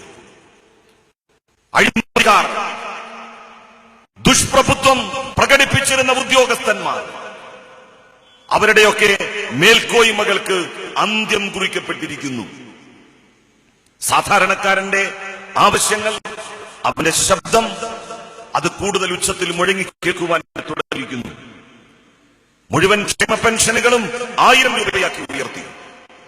കഴിഞ്ഞ ഓണത്തിന് കേരളത്തിലെ ഓരോ പെൻഷൻകാരന്റെ വീട്ടിലും ആളെത്തി അവന്റെ കൈവെള്ളയിൽ എണ്ണി വെച്ചു കൊടുത്തു. കഴിയില്ലെന്നല്ലേ UDF തെരഞ്ഞെടുപ്പിന് മുമ്പ് പറഞ്ഞത്? ഒരിക്കലും സാധിക്കില്ലെന്നല്ലേ അവർ പ്രചണ്ഡമായി പ്രചരിപ്പിച്ചത്? അസാധ്യം എന്നവർ കരുതിയിരുന്നത് എങ്ങനെ സാധ്യമാക്കി ഈ ഗവൺമെന്റ്? ഈ ഗവൺമെന്റ് അത് സാധ്യമാക്കിയത് ഇച്ഛാശക്തി കൊണ്ടാണ്. അത്തരമൊരു ഇച്ഛാശക്തിയുടെ 4 പോലും UDF-ന് നിൽക്കാൻ കഴിഞ്ഞിട്ടില്ല. അതായിരുന്നു അവരുടെ പരാജയം. ഞാൻ എന്റെ കൊണ്ടുപോകുന്നില്ല. കേരളത്തിലെ ഇടതുപക്ഷ ജനാധിപത്യ മുന്നണിയുടെ ഗവൺമെന്റ് ജനോപകാരപ്രദമായിട്ടുള്ള പദ്ധതികൾ ആവിഷ്കരിച്ച് മുന്നോട്ട് പോവുകയാണ്. 5 വർഷം കൊണ്ട് മുഴുവൻ ആളുകൾക്കും വീടുണ്ടാവണം എന്നുള്ളത് ഈ സർക്കാരിന്റെ ലക്ഷ്യമാണ്. 4 ലക്ഷം ഭവനരഹിതരുണ്ട് കേരളത്തിൽ എന്ന് കണക്കാക്കപ്പെടുന്നു. ആ 4 ലക്ഷം ആളുകൾക്ക് ഉണ്ടാവുക എന്നുള്ള സ്വപ്നം നമുക്ക് യാഥാർത്ഥ്യമാക്കേണ്ടതുണ്ട്. സ്വകാര്യ ആശുപത്രികൾ ആളുകളെ കൊല്ലാക്കൊല ചെയ്യുകയാണ്. ഒരു പ്രാവശ്യം ഒരു അസുഖത്തിന് ഒരു സ്വകാര്യ ആശുപത്രിയിലെത്തിയാൽ ആളുകൾ സാമ്പത്തികമായി നടുവൊടിയും. അത്തരം ഒരു സ്ഥിതി ഇല്ലാതാക്കാൻ സർക്കാർ ആശുപത്രികളെ മുഴുവൻ ഒരു ബദൽ മെഡിക്കൽ ട്രീറ്റ്മെന്റ് കേന്ദ്രമാക്കി ഇടതുപക്ഷ ഗവൺമെന്റ് ഉയർത്തിക്കൊണ്ടുവരാൻ വേണ്ടി തീരുമാനിച്ചിരിക്കുന്നു. നാട്ടിലെ പൊതുവിദ്യാഭ്യാസ സ്ഥാപനങ്ങളെ ശാക്തീകരിച്ച് അന്തർദേശീയ നിലവാരത്തിലേക്ക് ഉയർത്താനുള്ള ബൃഹത് പദ്ധതികൾ രൂപവൽക്കരിക്കപ്പെട്ടിരിക്കുന്നു. ശുദ്ധമായ വായു, കുടിക്കാൻ വെള്ളം,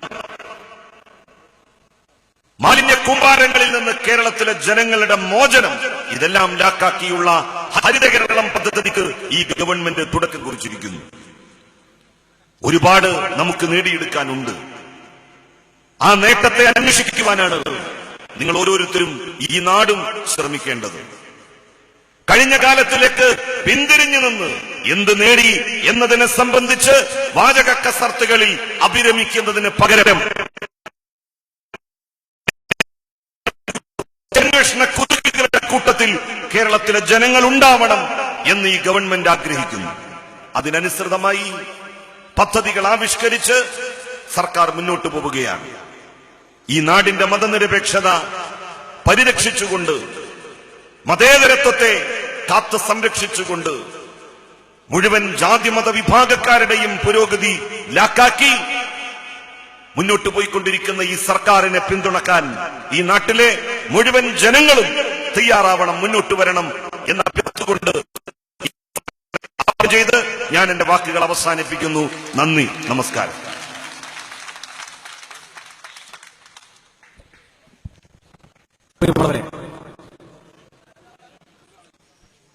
പുളിയമ്പറമ്പിലെ രാഷ്ട്രീയ ചരിത്രത്തിൽ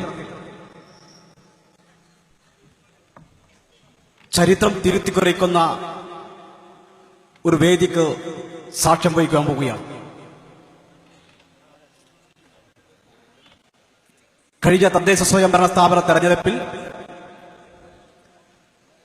പള്ളിക്ക് ഗ്രാമപഞ്ചായത്തുടെ ഇടതുപക്ഷ മുന്നണിയുടെ CPIയുടെ മുന്നേറ്റത്തിൽ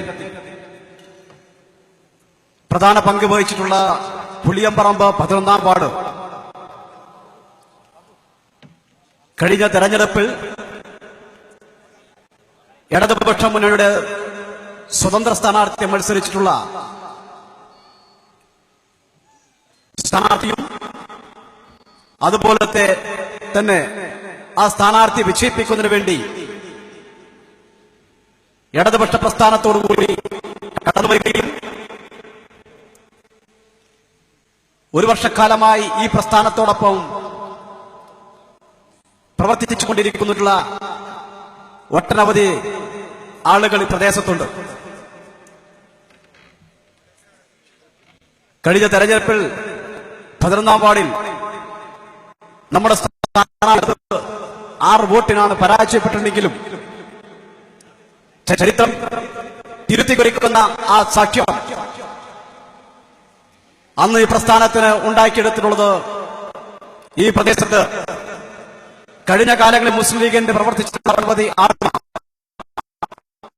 ആളുകൾക്ക് കമ്മ്യൂണിസ്റ്റ് പാർട്ടി ഓഫ് ഇന്ത്യ മാർക്സിസ്റ്റ് പുളിയമ്പറമ്പ് ബ്രാഞ്ചും CPMന്റെ പൊളിറ്റിക്കൽ ലോക്കൽ കമ്മിറ്റിക്ക് വേണ്ടിയും അവരെ ഈ വേദിയിൽ വെച്ചിട്ട് സ്വീകരിക്കുകയാണ്. സ്വീകരണം ഏറ്റുവാങ്ങുന്നതിന് വേണ്ടി മുസ്ലിം ലീഗ് എന്ന് രാജിവെച്ച് കമ്മ്യൂണിസ്റ്റ് പാർട്ടി ഓഫ് ഇന്ത്യ മാർക്സിസ്റ്റ് ചെങ്കൊടിയേന്താൻ വന്നിട്ടുള്ള സ്വീകരിക്കുന്നതിന് വേണ്ടി കേരളത്തിന്റെ തദ്ദേശ സ്വയംഭരണ വകുപ്പ് മന്ത്രി ഡോക്ടർ KT ജലീലിനെ സ്നേഹപൂർവ്വം ക്ഷണിക്കുന്നു. ഹംസ കുന്നുമ്മൽ മുസ്ലിം ലീഗിന്റെ 11-ാം വാർഡിന്റെ ജോയിന്റ് സെക്രട്ടറി ആയിരുന്നു. അദ്ദേഹത്തോടൊപ്പം കടന്നു വന്നിട്ടുള്ള നിരവധി ആളുകളുണ്ട്, 100ഓളം കുടുംബങ്ങളുമുണ്ട്. ആദ്യമായി ഹംസ കുന്നുമ്മൽ, മുഹമ്മദ് അലി, അബ്ദുൽ അസീസ് വാകയിൽ, മൊയ്തീൻകുട്ടി ചിങ്ങൻ, സിദ്ദീഖ് കടൂരാൻ, കബീർ, ഭാസ്കരൻ പുളിയമ്പറമ്പ്, സിഹാബ് കടൂരാൻ, നൌഷാദ് KK, നയ്യൻ നാസർ, ജബാർ തുടങ്ങിയ ആളുകൾ ഈ സ്വീകരണം ഏറ്റുവാങ്ങുന്നതോടൊപ്പം അവരുടെ കുടുംബങ്ങൾ പെടുന്ന 100ഓളം വരുന്ന കുടുംബങ്ങൾ ഈ കമ്മ്യൂണിസ്റ്റ് പാർട്ടിയുടെ ചെമ്പട എത്തിക്കൊണ്ട് ഈ പ്രസ്ഥാനത്തെ അണിനിരക്കാൻ തയ്യാറായിട്ടുണ്ട്. അവരേവരെയും കമ്മ്യൂണിസ്റ്റ് പാർട്ടിക്ക് വേണ്ടി അഭിവാദ്യം ചെയ്തുകൊണ്ട് നിർത്തുന്നു.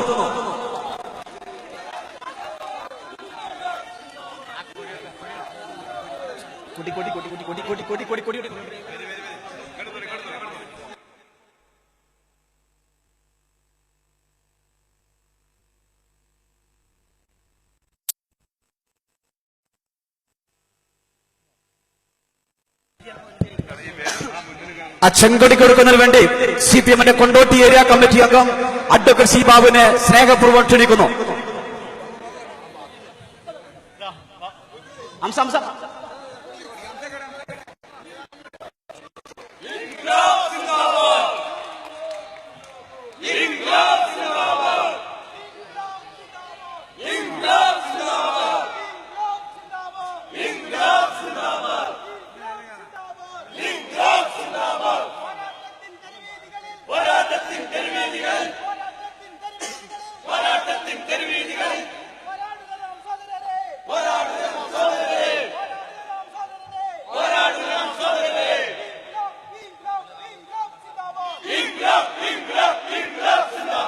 അടുത്തത് സംസാരിക്കുന്നതിന് വേണ്ടി ഓൾ കേരള റിസർച്ച് സ്റ്റുഡന്റിന്റെ കേരള സംസ്ഥാന കമ്മിറ്റി അംഗവും SFIയുടെ സമ്മത നേതാവുമായിട്ടുള്ള ജംഷീദ് അലി എടക്കര സംസാരിക്കും. അദ്ദേഹത്തെ സ്നേഹപൂർവ്വം ക്ഷണിക്കുകയാണ്.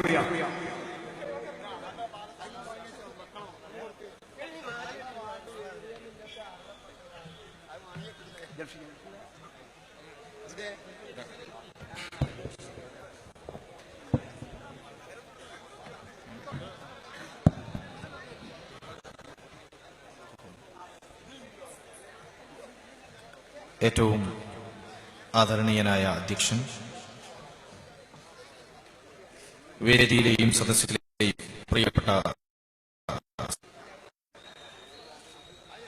പ്രിയപ്പെട്ട നാട്ടുകാരെ, ഏറ്റവും ആവേശോജ്വലമായ, കേരളം കണ്ട ഏറ്റവും ഉജ്ജ്വലമായ രാഷ്ട്രീയ പ്രഭാഷകരിൽ ഒരാളായ നമ്മുടെ പ്രിയങ്കരനായ ഡോക്ടർ KT ജലീലിന്റെ അത്യുജ്വലമായ ഒരു പ്രഭാഷണത്തിന് ശേഷം ഞാനിവിടെ സംസാരിക്കുന്നത് സ്വാഭാവികമായും ഒരു വലിയ വെടിക്കെട്ടിന് ശേഷം ചെറിയ ചുള്ളിപ്പടക്കം പൊട്ടിക്കുന്നത് പോലെ ഉണ്ടാവും എന്ന് എനിക്ക് നന്നായി അറിയാം. എന്നാലും എടക്കരയിൽ നിന്ന് ഇതുവരെ വന്നതുകൊണ്ട് ഏതാനും ചില കാര്യങ്ങൾ മാത്രം സൂചിപ്പിച്ചു പോകണം എന്നാണ് ആഗ്രഹിക്കുന്നത്. ഇവിടെ വരുമ്പോ കുറച്ചു മാസങ്ങൾക്ക് മുമ്പ് ഞാൻ വരുന്ന നിലമ്പൂരിൽ 1750 കുടുംബങ്ങൾ നെറികേടിന്റെ കൊടിക്കൂറകളെല്ലാം ഉപേക്ഷിച്ച് ഈ ചെങ്കൊടി പ്രസ്ഥാനത്തിലേക്ക് കടന്നു വന്നതുപോലെ ഇതാ വൃത്തികേടിന്റെ പച്ചക്കൊടികളെ, വൃത്തികേടിന്റെ കാവിക്കൊടികളിലെ വൃത്തികേടിന്റെ നെറികേടിന്റെ കൊടിയാടയാളങ്ങളെ ഉപേക്ഷിച്ച് ഇതാ ശരിയുടെ, മനുഷ്യത്വത്തിന്റെ, മാനവികതയുടെ, മതനിരപേക്ഷതയുടെ ചുവന്ന കൊടി പിടിക്കാൻ കടന്നു വന്നിരിക്കുന്നു. പ്രിയപ്പെട്ട സഖാക്കളെ, ഇനി മുതൽ നമ്മൾ ഒന്നാണ്, നമ്മളാണ്, സഖാക്കളാണ് ഈ നാടിനു വേണ്ടി പോരാടാനുള്ളവർ. ഈ കൊടി പിടിച്ച് കടന്നു വരുന്നവർ ഒരാളും ഒറ്റപ്പെടില്ല. ഈ കൊടി പിടിച്ചു എന്നതിന്റെ പേരിൽ ഈ തെരുവിനകത്ത്, ഈ നാടിനകത്ത് ഒരാളും ഒരു തമ്മാടിക്കൂട്ടത്തിന്റെയും ആക്രമണത്തിന് ഇരയാവില്ല. അത് ഇടതുപക്ഷത്തിന്റെ ഉറപ്പാണ്. ഈ ചെങ്കൊടിയുടെ ഉറപ്പ്, ഈ ചെങ്കൊടി ആത്മവിശ്വാസത്തിന്റെ കൊടിയാണ്. ഈ ചെങ്കൊടി ഈ നാടിനകത്തെ മനുഷ്യരെ, നട്ടല് വളഞ്ഞുപോയ മനുഷ്യരുടെ ഒരു ഭൂതകാലം ഉണ്ടായിരുന്നു ഈ കേരളത്തിന്. ആരടാ എന്ന് ജന്മിത്തമ്പുരാൻ ചോദിച്ചപ്പോ ഞാനെന്ന് പറയാനാവാതെ നട്ടല് വളഞ്ഞുപോയി അടിയൻ എന്ന് കുനിഞ്ഞു നിന്ന് പറഞ്ഞ മനുഷ്യരുടെ ഒരു ഭൂതകാലം ഉണ്ടായിരുന്നു നമുക്ക്. അങ്ങനെയുള്ള നമ്മുടെ പൂർവികരെ ആരടാ എന്ന് ചോദിച്ചപ്പോ ഞാനെന്ന് പറയാൻ നട്ടല് നിവർത്തി നിർത്തി, ഞാനെന്ന് പറയാൻ നിവർന്നു നിൽക്കാനുള്ള കരുത്തു നൽകിയ ഈ ചെങ്കൊടി പ്രസ്ഥാനം ഇതാ ഈ മണ്ണിനകത്തെ മനുഷ്യരെ സ്നേഹപൂർവ്വം ക്ഷണിക്കുകയാണ്. ഇന്നല്ലെങ്കിൽ നാളെ ഈ നാടിനകത്തെ ശരിയുടെ പക്ഷത്തേക്ക് ഒരു സംശയവും വേണ്ട. പ്രിയപ്പെട്ടവരെ, കൊടപ്പനക്കൽ തറവാട്ടിൽ നിന്ന് തൊപ്പിവെച്ച ഒരു ആൺകുട്ടി ഈ പ്രസ്ഥാനത്തിലേക്ക് കടന്നു ദൂരമല്ല. ശരി ഏതാണ് എന്ന് ജനം തിരിച്ചറിയുകയാണ്. നമ്മുടെ പ്രിയപ്പെട്ട അംസാക്ക എല്ലാ പൊതുസമ്മേളനങ്ങളിലും വരാനുള്ള ഒരാൾ. അംസാക്കക്ക് ഇപ്പൊ വയസ്സായപ്പോ എന്നെ പോലെയുള്ള ആളുകളാണ് പല സ്ഥലങ്ങളിൽ പോകുന്നത്. അംസാക്ക ഞാനടക്കം നമ്മുടെ ജില്ലയിൽ നിന്ന് പുറത്ത് പ്രസംഗിക്കാൻ പോകുന്ന ആളുകൾക്ക് ഒരു ചെറിയ വസിയത്ത് നൽകിയിട്ടുണ്ട്. നമ്മുടെ പാർട്ടിയിലാവുമ്പോ എല്ലാ കൂട്ടരും ഉണ്ടാവുമല്ലോ, ഹിന്ദു, മുസ്ലിമും ക്രിസ്ത്യാനിയും, പിന്നെ പള്ളി കയറിയാൽ അങ്ങോട്ടും ഇങ്ങോട്ടും തല്ലുന്ന പ്രശ്നമില്ലാത്ത എല്ലാ വിഭാഗം മനുഷ്യരും നമ്മുടെ കൂട്ടത്തിൽ ഉണ്ടാവുമല്ലോ. അതുകൊണ്ട് നമ്മളോട് അംസാക്ക ചെറിയൊരു വസിയത്ത് എനിക്ക് നൽകി. അംസാക്ക തന്ന വസിയത്ത് ഇതാണ്: ഈ പോകുമ്പോ എല്ലായിടത്തും ചെറിയ ദുആ സമ്മേളനം നടത്തണം. നിങ്ങൾ വെറുതെ കൈയടിക്കുന്നതിന് പകരം ഒരു ആമീൻ അങ്ങോട്ട് പറഞ്ഞേക്കാം. ആരായാലും കുഴപ്പമില്ല, പടച്ചോൻ കേൾക്കും. അംസാക്ക ലീഗർക്കും വേണ്ടിയിട്ട് തന്ന വസിയത. പടച്ച റബ്ബേ, ചോറും കഴിഞ്ഞ് നമുക്കേക്ക് വേണമെങ്കിൽ അല്ലാ ഞങ്ങൾ വാങ്ങിക്കൊടുക്ക ബുദ്ധി ഇരിക്കു തന്നെ കൊടുക്കുക റബ്ബേ എന്ന് അംസാക്ക തുറന്നിട്ടുണ്ട്. ബുദ്ധി വെച്ച ഒരു സംശയവും വേണ്ട പ്രിയപ്പെട്ടവരെ, ബുദ്ധി വെച്ച പിന്നെ ലീഗിന്റെ പച്ചക്കൊടി വിളിക്കാൻ ആളുണ്ടാവില്ല. അപ്പൊ ബുദ്ധി വെക്കാതെ ലീഗുകാർ അവിടെ തന്നെ നിൽക്കണം എന്നതിന് ഇപ്പൊ അവസാന തടവുമായി മുസ്ലിം ലീഗ് ഇറങ്ങിയിരിക്കുക. അവസാന തടവ് സാക്ഷാൽ കുഞ്ഞാലിക്കുട്ടിന്റെ അടവ. സാക്ഷാൽ കുഞ്ഞാലിക്കുട്ടി അവസാന തടവുമായി ഇറങ്ങി ലീഗിന്റെ അണികളെ പിടിച്ചു നിർത്താൻ. നമ്മളുടെ സമ്മേളനങ്ങളൊക്കെ നടത്തുന്ന സമയമാണ്. ഡിവൈഎഫ്ഐ അതിന്റെ സമ്മേളനങ്ങളൊക്കെ പൂർത്തീകരിച്ചു വരുന്ന സമയമാണ്. ഇടതുപക്ഷ പ്രസ്ഥാനങ്ങൾ സമ്മേളനങ്ങൾ നടത്തുകയാണ്. നമ്മളുടെ സമ്മേളനങ്ങൾ കണ്ട് യൂത്ത് ലീഗിന്റെ കുറെ ചെറുപ്പക്കാർ കോഴിക്കോട് കടപ്പുറത്ത് പോയി. സാധാരണ പൂരത്തിനൊക്കെ പോകുന്ന പോലെ അവിടുന്ന് ഇവിടുന്ന് വണ്ടിയെടുത്ത് എല്ലാവരും കൂടി കടപ്പുറത്ത് പോയി. സമ്മേളനമായിരുന്നു അത്രേ. സമ്മേളനത്തിന് എല്ലാവരും വന്നു, കടപ്പുറത്ത് വന്നു.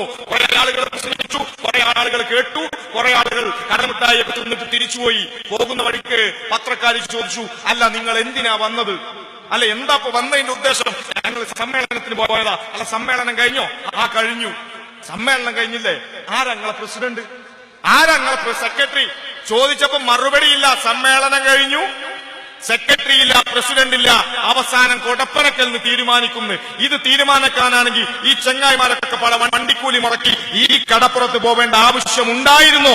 പ്രിയപ്പെട്ടവരെ, ഈ പ്രസ്ഥാനം ഇത് ജനാധിപത്യത്തിന്റെ പ്രസ്ഥാനം. ഈ പ്രസ്ഥാനം ഇത് മനുഷ്യനെ മനുഷ്യനായി കാണുന്ന പ്രസ്ഥാനം.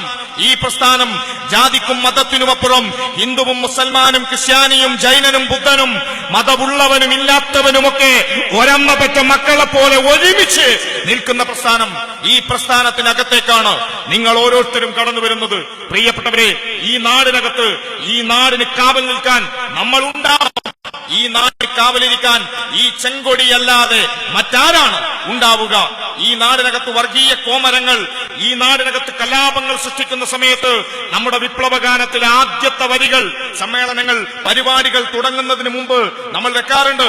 നമ്മുടെ വിപ്ലവഗാനത്തിലെ ആദ്യത്തെ വരികൾ ഇങ്ങനെയാണ്: നമ്മളല്ലാതെ നമ്മളല്ലാതെ മറ്റാര് സഖാക്കളെ, നമ്മളല്ലാതെ മറ്റാര് സഖാക്കളെ ഈ മണ്ണിന് കാവൽ നിൽക്കും?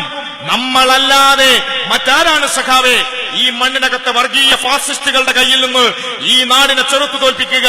നമ്മളല്ലാതെ മറ്റാരാണ് ഈ നാടിനകത്തെ ന്യൂനപക്ഷ ഭൂരിപക്ഷ വർഗീയതയെ ഹൃദയരക്തം കൊണ്ട് ചെറുത്തു തോൽപ്പിക്കുക? നമ്മൾ ഉണ്ടാവണം. നമ്മളെന്നാൽ ഈ നാടിന് കാവൽ നിൽക്കുന്നവരാ. നമ്മുടെ രാജ്യത്തിന്റെ ഭരണഘടനാ ശില്പിയായ ഡോക്ടർ BR അംബേദ്കറുടെ ഓർമ്മ ദിനം ഇന്ത്യൻ പാർലമെന്റിന്റെ സംയുക്ത സെഷനിൽ കഴിഞ്ഞ വർഷം ആഘോഷിക്കുകയുണ്ടായി.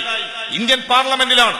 പാർലമെന്റിന്റെ സംയുക്ത സെഷനിൽ രാജ്യസഭയുടെയും ലോക്സഭയുടെയും അംഗങ്ങൾ ഒരുമിച്ചിരിക്കുന്ന വേദിയിൽ ഇന്ത്യയിലെ രാജ്നാഥ് സിംഗ് എന്ന് പറയുന്ന കേന്ദ്രമന്ത്രി, കേന്ദ്ര പ്രതിരോധ മന്ത്രി ഒരു പ്രമേയം അവതരിപ്പിച്ചു. പ്രിയപ്പെട്ടവരെ, കേന്ദ്ര പ്രതിരോധ മന്ത്രിയാണ്, ക്യാബിനറ്റ് റാങ്കുള്ള മന്ത്രിയാണ്, ഇന്ത്യയുടെ പാർലമെന്റാണ്, പാർലമെന്റിന്റെ സംയുക്ത സെഷനാണ്.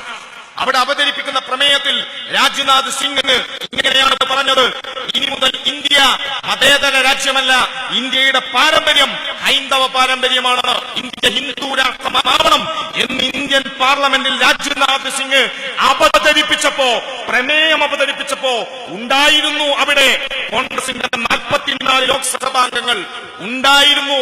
നമ്മുടെ മലപ്പുറം ജില്ലയിൽ നിന്ന് ജയിച്ചു പോയ 2 മുസ്ലിം ലീഗിന്റെ ലോക്സഭാംഗങ്ങൾ, ഞങ്ങളുടെ നിലമ്പൂരുകാരൻ ഒരു മുതലാളി ലീഗുകാരൻ ഉണ്ടായിരുന്നു പാർലമെന്റിൽ. ഒരക്ഷരം ഉരിയാടിയില്ല, ഒരക്ഷരം മിണ്ടിയില്ല. RSSന് മറുപടി കൊടുക്കാൻ ഒരക്ഷരം പറഞ്ഞില്ല. രാജ്നാഥ് സിംഗിനോട് എതിർത്ത് ഒന്നും മിണ്ടിയില്ല. എല്ലാവരും പകച്ചു.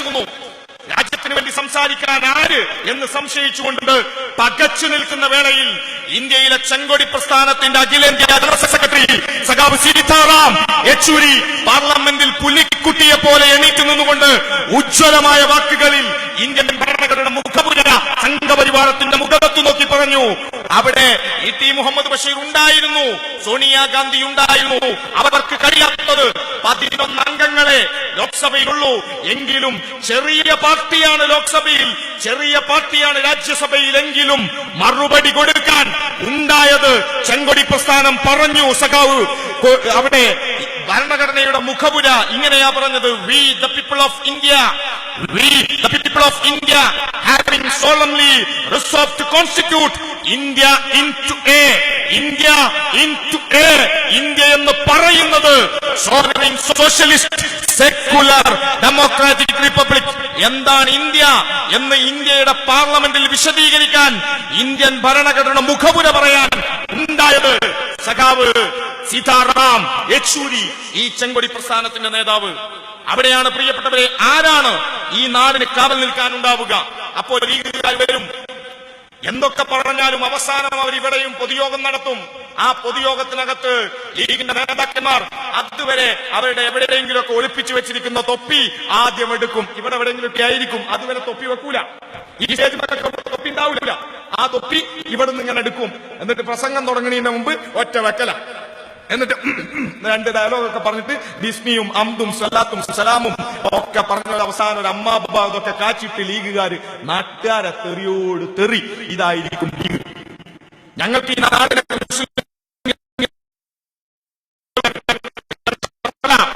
നിങ്ങൾ ഞങ്ങളുടെ എതിരാളികളല്ല. ഇന്നല്ലെങ്കിൽ നാളെ അപ്പുറത്തെവിടെയോ നിന്ന് ഞങ്ങളെ എതിർക്കാൻ വേണ്ടിയാണെങ്കിലും കേട്ടുനിൽക്കുന്ന പ്രിയപ്പെട്ട സുഹൃത്തെ, ഇന്നല്ലെങ്കിൽ നാളെ നീയും ഞങ്ങളോടൊപ്പം കടന്നുവരും. അതുകൊണ്ട് നിങ്ങൾ ഞങ്ങളുടെ ശത്രുക്കളല്ല. നിങ്ങളോടും സ്നേഹത്തോടെ വിദൂരത്തെവിടെയോ നിൽക്കുന്ന നിങ്ങളോട് ഞങ്ങളുടെ സ്നേഹാഭിവാദ്യം. വരിക, ഇന്നല്ലെങ്കിൽ നാളെ ഈ ചെങ്കൊടിയിലേക്ക് നിങ്ങളും വരും എന്ന പ്രതീക്ഷയോടെ വിനയത്തോടെ ചോദിക്കട്ടെ, എന്താണ് ഇന്ത്യയിലെ മുസ്ലിം ലീഗുകാരൻ, കേരളത്തിനകത്തെ മുസ്ലിം ലീഗുകാരൻ ഈ മലപ്പുറം ജില്ലയിൽ പ്രചരിപ്പിക്കുന്ന പ്രചരണം? അവർ പറയുന്നത് എപ്പോഴും ഇങ്ങനെയാണ്: മുസ്ലിം സമുദായം മുസ്ലിം ലീഗിൽ ഉണ്ടാവണം, സമുദായത്തിന്റെ പാർട്ടിയാണ് ലീഗ്. നമ്മൾ കേൾക്കുകയാണ് പലതവണ.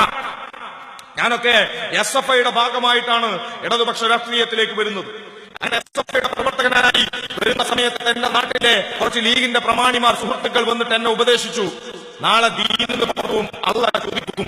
ഞാൻ ആകെ ബേജാറായി. കാരണം നമ്മളൊക്കെ ഈ വീട്ടിൽ നിന്നൊക്കെ ഒരു ഇതൊക്കെ ഉണ്ടാവുമല്ലോ. അപ്പൊ നമ്മളിങ്ങനെ സംശയിച്ചു, അല്ല എന്താ ഇത് ഇസ്ലാം എന്ന് പുറത്തു പോവോ? ലീഗുകാർ പറഞ്ഞതാ.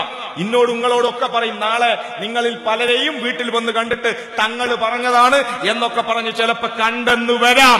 എന്നിട്ട് അവർ പറയും നിങ്ങൾ ഇസ്ലാം എന്ന് പുറത്തു പോകും ചുവന്ന കൊടി പിടിച്ചാൽ. എന്റെ പ്രിയപ്പെട്ടവരെ, വിനയത്തോടെ ചോദിക്കട്ടെ, ആരാണ് സത്യനിഷേധി? ആരാണ് മതനിഷേധി? പരിശുദ്ധ ഖുർആന്റെ വാചകത്തിൽ നമ്മൾ ഈ നാടിനകത്ത് ലീഗിന്റെ മണ്ഡലം സെക്രട്ടറിയുടെ റിപ്പോർട്ടല്ല വായിക്കേണ്ടത്, പരിശുദ്ധ ഖുർആനിലുണ്ട്. ആരാണ് മതനിഷേധി, ആരാണ് സത്യനിഷേധി എന്നതിന്റെ ഉത്തരം ഖുർആനിലുണ്ട്. അറഅയ്തല്ലദീ യുകദ്ദിബു ബിദ്ദീൻ വദാലിക്കല്ലദീ യദ്ഉൽ യതീം വലാ യഹുല്ലു അലാ തുആമിൽ മിസ്കീൻ. സൂറത്തുൽ മാഊൻ 107 അധ്യായം പരിശുദ്ധ ഖുർആൻ വളരെ വ്യക്തമായി പറയുന്നു. അറഅയ്ത, നീ കാണുന്നില്ലയോ? ഖുർആന്റെ ചോദ്യമാണ്.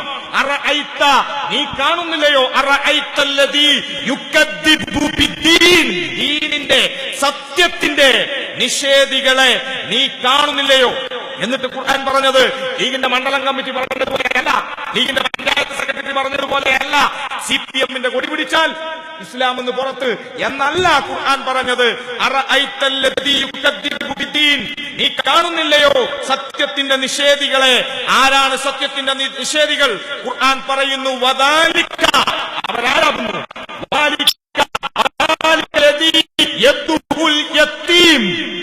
യത്തീമിന്റെ, അനാഥ മക്കളുടെ അവർക്കർഹതപ്പെട്ടത് ആരാണോ നിഷേധിക്കുന്നത് അവനാണ് മതനിഷേധി. അവസാനിപ്പിക്കുന്നില്ല ഖുർആൻ, പിന്നെയും പറയുന്നു ഡിവൈഎഫ്ഐയുടെ മെമ്പർഷിപ്പ് എടുത്താൽ ഇസ്ലാം എന്ന് പുറത്ത് എന്നല്ല. വദാലിക വീണ്ടും വിശദീകരിക്കുന്നു. വലാ യഹുല്ലു, പിന്നെയുമുണ്ട് വലാ യഹുല്ലു അലാ തുആമിൽ മിസ്കീൻ, മിസ്കീനിന്റെ, വിശക്കുന്നവന്റെ, പട്ടിണി കിടക്കുന്നവന്റെ, ദരിദ്രന്റെ വിശപ്പ് മാറ്റാത്തവനാരാണോ അവനാണ് മതനിഷേധി. എന്റെ നാട്ടുകാരെ, ഈ നാടിനകത്തെ നല്ലവരായ മനുഷ്യർ പരിശുദ്ധമാക്കപ്പെട്ട ഇസ്ലാമിക ധർമ്മം അനുസരിച്ച് ഈമാൻ കാര്യങ്ങളും ഇസ്ലാം കാര്യങ്ങളും ഉണ്ട്. നിങ്ങൾക്ക് ഞാൻ പള്ളിയിൽ പോകുന്നുണ്ടോ, ഞാൻ ഹജ്ജ് ചെയ്യുന്നുണ്ടോ, ഞാൻ നോമ്പ് നോൽക്കുന്നുണ്ടോ എന്ന കാര്യങ്ങൾ പരിശോധിക്കാനും കാണാനും സാധിക്കും. എന്നാൽ ഈമാൻ കാര്യം കൊണ്ട് മാത്രം, ഇസ്ലാം കാര്യം കൊണ്ട് മാത്രം ഒരാളും സ്വർഗത്തിൽ പോകുന്നില്ല. നിങ്ങൾ കോണിക്ക് വോട്ട് ചെയ്താൽ സ്വർഗത്തിൽ പോകും എന്ന് പ്രചരിപ്പിച്ച ഒരു ഉസ്താദുണ്ട്.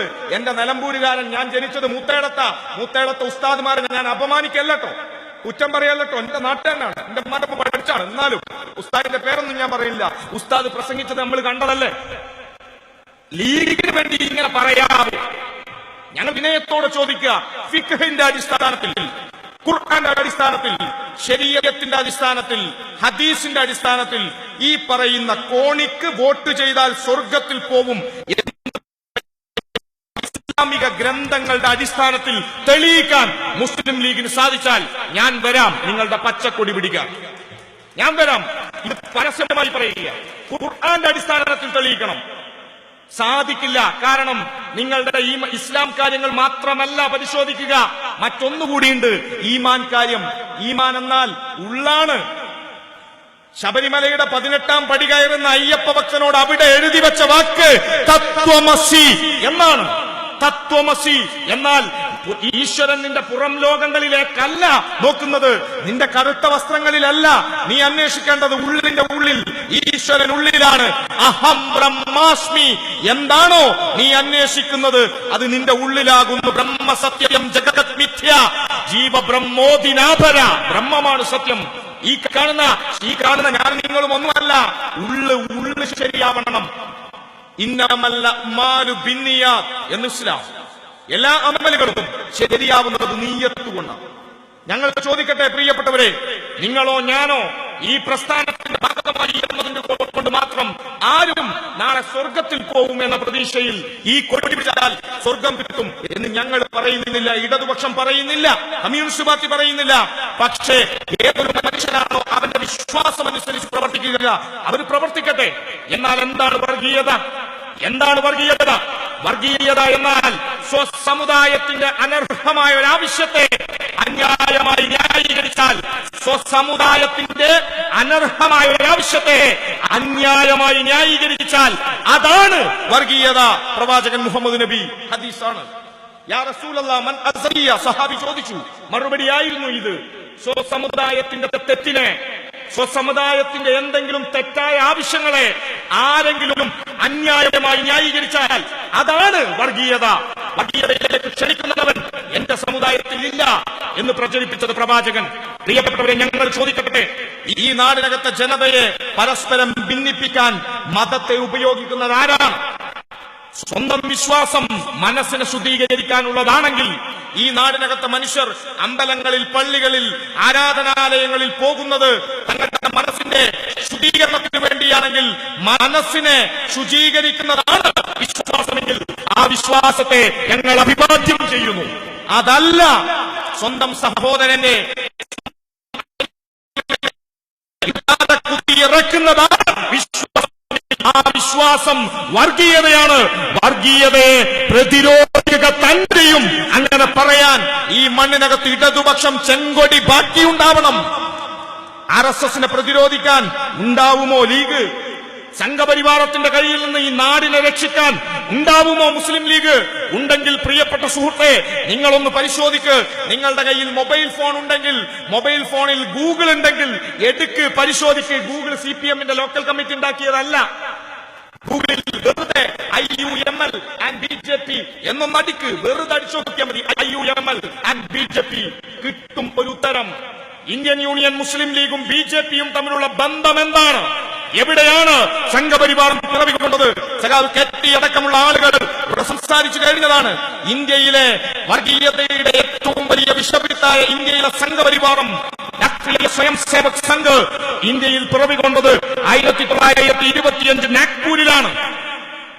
നാഗ്പൂർ നമ്മുടെ രാജ്യത്തിന്റെ രാഷ്ട്രപിതാവ് മഹാത്മാഗാന്ധിയുടെ ഇടനെഞ്ചിലേക്ക് വെടിയുണ്ടകൾ പായിച്ച നാഥുറാം വിനായക് ഗോഡ്സെ എന്ന പരമതമ്മാടിയായ RSSകാരന്റെ ചിതാഭസ്മം ഇപ്പോഴും പൂവിട്ട് പൂജിക്കുന്ന ഇന്ത്യയിലെ സംഘപരിവാരത്തിന്റെ ഏറ്റവും വലിയ കാര്യാലയം അതാണ് നാഗ്പൂര്.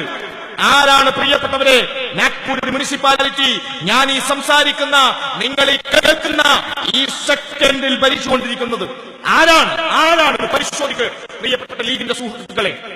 നാഗ്പൂർ മുനിസിപ്പാലിറ്റി ഞാനും നിങ്ങളും സംസാരിക്കുന്ന ഈ സെക്കൻഡിൽ ഭരിച്ചുകൊണ്ടിരിക്കുന്നത് BJP നേതൃത്വം നൽകുന്ന മുന്നണിയാണ്. ആരൊക്കെയാണ് ആ മുന്നണിയിലുള്ളത്? 140 സീറ്റുള്ള നാഗ്പൂരിൽ കേവല ഭൂരിപക്ഷം ലഭിക്കാത്ത BJP, കേവല ഭൂരിപക്ഷം ലഭിക്കാത്ത RSS, അവർക്ക് ഭരിക്കണമെങ്കിൽ 2 മുസ്ലിം ലീഗിന്റെ കൗൺസിലർമാരുടെ പിന്തുണ വേണം. അസദ് ഖാനെന്നും ഇസ്രത്ത് ജഹാൻ എന്നും പേരുള്ള ഇസ്രത്ത് അൻസാരി എന്നും പേരുള്ള 2 ആളുകൾ, അസദ് ഖാൻ, ഇസ്രത്ത് അൻസാരി. പരിശോധിക്ക്. നിങ്ങളുടെ കയ്യിൽ മൊബൈൽ ഉണ്ടെങ്കിൽ വാർത്തകളുണ്ട്, ഫോണിനകത്ത് ഇപ്പോഴും വാർത്തകളുണ്ട്, ഇന്റർനെറ്റിനകത്ത് ഇപ്പോഴും. ഇസ്രത്ത് അൻസാരിയുടെയും അസദ് ഖാൻ എന്ന് പറയുന്ന 2 ഇന്ത്യൻ യൂണിയൻ മുസ്ലിം ലീഗിന്റെ കൗൺസിലർമാരുടെ പിന്തുണയോടുകൂടിയാണ് ഇന്ത്യയിലെ മുഴുവൻ വർഗീയ കലാപങ്ങളുടെയും ആസൂത്രണം നടത്തപ്പെടുന്ന RSSന്റെ കാര്യാലയം നിൽക്കുന്ന നാഗ്പൂർ ഇപ്പോൾ RSS ഭരിക്കുന്നത് മുസ്ലിം ലീഗിന്റെ പിന്തുണയോടുകൂടി. എന്താണ് ലീഗ്? നിങ്ങളുടെ നിലപാട് എന്താണ്? എന്നിട്ട് അവര് പറയും സമുദായത്തിന് പുറത്ത്. ഏത് സമുദായം? ഏത് സമുദായത്തെ കുറിച്ചാ പ്രിയപ്പെട്ട മുസ്ലിം ലീഗിന്റെ സുഹൃത്തുക്കളെ നിങ്ങൾ പറയുന്നത്? ഈ നാടിനകത്ത് ഇടതുപക്ഷത്തെ കമ്മ്യൂണിസ്റ്റ് പാർട്ടിയെ CPIM-നെ അവരെപ്പോഴും വിശേഷിപ്പിക്കുക അക്രമകാരികളാണ്, കൊലയാളികളാണ്, തമ്മാടികളാണ് എന്നല്ലേ? നേരത്തെ ഡോക്ടർ KT ജലീൽ വിശദീകരിച്ചു എന്ന് മുതലാണ് കേരളത്തിനകത്ത് BJP-യും CPIM-ഉം തമ്മിലുള്ള സംഘർഷമുണ്ടായത്.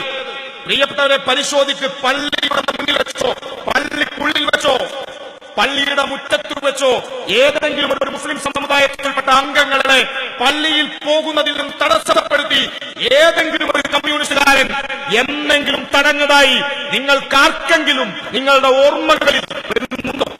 പരിശോധിക്കൂ. ഏതെങ്കിലും ഒരു മുസ്ലിം സമുദായത്തിൽപ്പെട്ട അംഗം പള്ളിയിൽ പോകുമ്പോ നീ പള്ളിയിൽ പോവണ്ട എന്ന് പറഞ്ഞ് തടഞ്ഞിട്ടുണ്ടോ? എതിർത്തിട്ടുണ്ടോ? അക്രമകാരികൾ എന്ന് വിളിപ്പേരുള്ളവർ ഞങ്ങൾ. ഇടതുപക്ഷത്തെ CPIM-നെ അക്രമകാരികൾ എന്ന് വിളിക്കുന്ന തമ്മാടിക്കൂട്ടങ്ങളോടൊന്ന് ചോദിക്കട്ടെ, ഈ നാടിനെ കൊന്നു തീർക്കാൻ, ഈ നാടിനകത്ത മനുഷ്യരെ ഹിന്ദുവെന്ന് മുസൽമാനെന്ന് ക്രിസ്ത്യാനി എന്ന് പറഞ്ഞ് പരസ്പരം തമ്മിലടിപ്പിക്കാൻ വർഗീയവാദികൾ വരുമ്പോ ആ വർഗീയവാദികളെ തടഞ്ഞു നിർത്തുന്നതാണ്, അവരെ ചെറുത്തു തോൽപ്പിക്കുന്നതാണ് അക്രമമെങ്കിൽ ഒരു സംശയവും വേണ്ട. ഇനിയും അക്രമത്തിലേക്ക് പോവുക തന്നെ ചെയ്യും. വർഗീയതയെ തടയൽ അക്രമമാണെങ്കിൽ അഭിമാനത്തോടെ ഞങ്ങൾ പറയട്ടെ, അതല്ല നിങ്ങൾ ചെയ്ത അക്രമം ഒന്ന് പരിശോധിക്കണോ? പരിശുദ്ധ റമദാനിന്റെ 27-ാം രാവ്, 27-ാം രാവിന്റെ പ്രത്യേകത ഈ നാടിനകത്തെ ജനതയ്ക്ക് അത് ഏത് സമുദായത്തിൽപ്പെട്ടവരായാലും നമുക്കെല്ലാം അറിയാം. ആ പരിശുദ്ധ റമദാനിന്റെ 27-ാം രാവിന് പള്ളിയിൽ പോയ ഒരു ചെറുപ്പക്കാരൻ ഈ കേരളം കണ്ട ഏറ്റവും മഹാനായ ഇസ്ലാമിക പണ്ഡിതന്മാരിൽ ഒരാൾ കുണ്ടൂർ അബ്ദുൽ ഖാദർ മുസ്ലിയാരുടെ പൊന്നോമന പുത്രൻ. കേരളം കണ്ട ഏറ്റവും മഹാനായ ഇസ്ലാമിക പണ്ഡിതന്മാരിൽ ഒരാളാ കുണ്ടൂർ അബ്ദുൽ ഖാദർ മുസ്ലിയാർ. ആ കുണ്ടൂർ അബ്ദുൽ ഖാദർ മുസ്ലിയാരുടെ മകൻ പൊന്നോമന പുത്രൻ കുഞ്ഞുവിനെ പരിശുദ്ധ റമദാനിന്റെ 27-ാം രാവിന്റെ അന്ന് പള്ളിക്ക് മുന്നിൽ വെച്ച് അതിനിഷ്ഠൂരമായി കൊലപ്പെടുത്തിയ പ്രസ്ഥാനം ഈ പച്ചക്കൊടിയുമായി സമുദായത്തിന്റെ പേര് പറഞ്ഞ് നടക്കുന്ന ലീഗ് നിങ്ങളല്ലേ, ഞങ്ങളാണോ? പരിശോധിക്കണം നിങ്ങൾ. എത്രയെത്ര സംഭവങ്ങൾ നമ്മുടെ നാടിനകത്ത് സമുദായത്തിന്റെ പേര് എപ്പോഴും പറയും ലീഗ്. നിങ്ങളൊന്ന് പോ പെരിന്തൽമണ്ണയിലെ ചേലാമലയിൽ ഇപ്പോൾ നമ്മൾ പോയാൽ കാണാം അത്യുജ്വലമായ അലിഗഡ് സർവകലാശാലയുടെ ഓഫ് ക്യാമ്പസ് അനുവദിക്കപ്പെട്ടത് ഇടതുപക്ഷം ഭരിക്കുന്ന കാലത്ത്. CPIM-ന്റെ നേതൃത്വത്തിൽ LDF ഭരിക്കുന്ന കാലത്ത് സഖാവ് MA ബേബി കേരളത്തിന്റെ മുഖ്യമന്ത്രിയായിരുന്നപ്പോഴാണ് അലിഗഡ് സർവകലാശാല യാഥാർത്ഥ്യമായത്. നിങ്ങളിൽ പലരും കണ്ടിട്ടുണ്ടാവും. നിങ്ങൾ പോകുമ്പോൾ മലപ്പുറത്ത് കളക്ടറേറ്റിന് മുമ്പിൽ നമ്മുടെ നാടിനകത്തെ ലീഗുകാർ എത്ര ദിവസം നിങ്ങളൊക്കെ കണ്ടിട്ടുണ്ടാവും. മറന്നുപോയവരുണ്ടാവും, എന്നാലും ഒന്ന് ഓർക്ക്.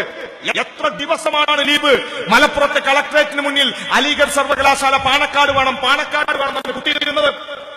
പാണക്കാട് സ്ഥലമുണ്ട് അല്ലേ? DS ആണ് അന്ന് മുഖ്യമന്ത്രി. അതന്നെയല്ലേ ഞാൻ പറഞ്ഞു. കുഴപ്പമില്ല, ഒരു തെറ്റൊക്കെ ഏത് പോലീസുകാരനും പറ്റുന്നു. പോലീസുകാരൊക്കെ പോയില്ലേ? കേരളത്തിനകത്ത് അലിഗഡ് സർവകലാശാലയുടെ ഓഫ് ക്യാമ്പസ് വന്നപ്പോ അത് യാഥാർത്ഥ്യമാക്കിയത് ആരാ?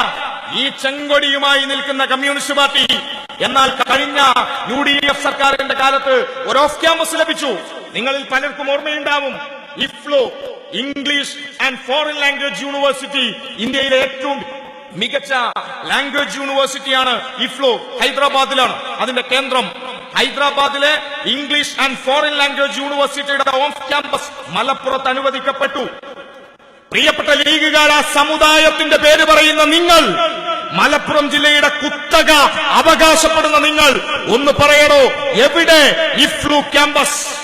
മുസ്ലിം ലീഗ് ഭരിക്കാൻ തുടങ്ങി 5 കൊല്ലം 5 മന്ത്രിമാർ ഉണ്ടായില്ലേ? നമ്മുടെ നാട്ടിലൊരു ചൊല്ലുണ്ട്, നാടൻ നായ്ക്ക് മക്കളുണ്ടായ നാട്ടുകാർക്ക് പ്രത്യേകിച്ച് കാര്യമില്ല. അത് എണ്ണത്തിന് കുറെ ഉണ്ടാവും. എണ്ണത്തിന് കുറെ ഉണ്ടായിട്ട് കാര്യമില്ല. ഒറ്റൊന്ന് ഒരാൺകുട്ടിയായിട്ട് ഒരു പുലിക്കുട്ടിയായിട്ട് ഒറ്റൊന്ന് പോലെ അതല്ലേ നേരത്തെ വന്നുപോയ പുലിക്കുട്ടി. നിങ്ങളിൽ ഒരാൾക്ക് അങ്ങനെ പറയാൻ പറ്റൂ? IFLO ക്യാമ്പസ് എവിടെ? ലീഗ് പറയട്ടെ. എന്താണ് നമ്മുടെ കരിപ്പൂർ എയർപോർട്ടിന്റെ അവസ്ഥ? എന്തുകൊണ്ട് ഹജ്ജ് ഹൗസ് യാഥാർത്ഥ്യമാക്കിയത് ഈ കുണ്ടോട്ടിക്കാർക്ക് ഞാൻ പറഞ്ഞു തരേണ്ട ആവശ്യമില്ല. സഖാവ് VS ആണ് ഹജ്ജ് ഹൗസ് ഉദ്ഘാടനം ചെയ്തത്. എങ്ങനെയാണ് ഇപ്പോഴത്തെ ഹജ്ജ് ഹൗസിന് പകരം കൊച്ചിയിൽ നെടുമ്പാശ്ശേരിയിൽ താൽക്കാലിക ഹജ്ജ് ഹൗസ് ഉണ്ടായി വന്നത്? ആരാണ് താൽക്കാലിക ഹജ്ജ് ഹൗസിനെ നിയന്ത്രിക്കുന്നത്? എന്റെയും നിങ്ങളുടെയും ഒക്കെ പൊതു ഉടമസ്ഥതയിൽ, രാജ്യത്തിന്റെ ഉടമസ്ഥതയിലുള്ള നമ്മുടെ എയർപോർട്ട് നശിക്കുകയും നെടുമ്പാശ്ശേരിയിൽ മുതലാളിമാരുടെ എയർപോർട്ട് ശക്തിപ്പെടുകയും ചെയ്യുന്നത് എന്തുകൊണ്ട്? പരിശോധിക്കണം. സമുദായത്തിന്റെ പേര് പറയുന്നവർ. ഞങ്ങൾ മലപ്പുറം ജില്ല കൊണ്ടുവന്നു, ഞങ്ങൾ കാലിക്കറ്റ് സർവകലാശാല കൊണ്ടുവന്നു. ലീഗുകാരൻ എപ്പോഴും പ്രസംഗിക്കും. CH മുഹമ്മദ് കോയ കേരളത്തിന്റെ മുഖ്യ വിദ്യാഭ്യാസ മന്ത്രി ആയിരുന്നു. കാലിക്കറ്റ് സർവകലാശാല വരുമ്പോ ആരായിരുന്നു അന്ന് കേരളത്തിന്റെ നേതൃത്വത്തിലായിരുന്നു അന്ന് കേരളം ഭരിച്ചത്? സംശയം വേണ്ട. സഖാവ് EMS കേരളത്തിന്റെ മുഖ്യമന്ത്രിയാവുമ്പോഴാണ് മലപ്പുറം വന്നത്. സഖാവ് EMS കേരളത്തിന്റെ മുഖ്യമന്ത്രിയായപ്പോഴാണ് കേരളത്തിനകത്ത് ഈ കാണുന്ന കാലിക്കറ്റ് സർവകലാശാല യാഥാർത്ഥ്യമായത്. എന്നിട്ട് എല്ലാത്തിനും ലീഗ് എന്ത് നൽകി? ഞങ്ങൾ നൽകിയിട്ടില്ല എന്ന്. CH ഹൗസ് പല പേരുകളിൽ നിങ്ങൾ ഹൗസ് ഉണ്ടാക്കുന്നത്. ബൈത്തുർ റഹ്മ നല്ല കാര്യമാണ്. ആർക്കെങ്കിലും ഒരാൾക്ക് ഒരു വീട് കിട്ടുന്നുണ്ടെങ്കിൽ കിട്ടിക്കോട്ടെ, സന്തോഷം. പക്ഷേ പ്രിയപ്പെട്ടവരെ, എന്താണ് ബൈത്തുർ റഹ്മ പദ്ധതിയും സർക്കാരിന്റെ ഭവന പദ്ധതിയും തമ്മിലുള്ള ബന്ധം? എത്ര പേർക്കാണ് കഴിഞ്ഞ UDF സർക്കാരിന്റെ കാലത്ത് സർക്കാർ നൽകിയ ഭവന പദ്ധതിയിൽ നിന്ന് വീട് ലഭിച്ചത്? ആ പദ്ധതികളെ അട്ടിമറിച്ചുകൊണ്ട് ഇവിടെ ബൈത്തുർ റഹ്മ കൊണ്ടുവരുമ്പോ സമുദായത്തിന്റെ പേര് പറയുക. കാരണം ഞാനും നിങ്ങളും പഠിച്ച മതഗ്രന്ഥം അനുസരിച്ച് ഒരാളുടെ ഇടത് കൈ കൊണ്ട് കൊടുക്കുന്ന സ്വതക്ക വലത് കൈ അറിയാൻ പാടില്ല. അങ്ങനെയല്ലേ പഠിച്ചിട്ട്? നന്മയ്ക്ക് വേണ്ടിയാണെങ്കിൽ, അള്ളാന്റെ കയ്യിൽ നിന്ന് കിട്ടാനാണെങ്കിൽ അങ്ങനെയല്ലേ ചെയ്യേണ്ടത്? ഇടത് കൈ ചെയ്യുന്നത് വലത് കൈ അറിയരുത്, വലത് കൈ അറിയുന്നത് ഇടത് കൈ ചെയ്യുന്നത് ഇടത് കൈ അറിയരുത്. ഇങ്ങനെയല്ലേ പഠിപ്പിച്ചത്? എന്നാൽ എന്താണ് മതകാര്യങ്ങളിൽ ഇസ്ലാമാണ് സാമ്പത്തിക വിഷയങ്ങളിൽ ഏറ്റവും കണിശത കാണിക്കുന്ന ഒരു മതമാണ് ഇസ്ലാം മതം. ഇസ്ലാം മതത്തിന്റെ ഗ്രന്ഥങ്ങളിൽ വളരെ വ്യക്തമായി സാമ്പത്തിക കാര്യങ്ങളെ കുറിച്ച് പറയുന്നുണ്ട്. എങ്ങനെയാണ് സാമ്പത്തിക കാര്യം?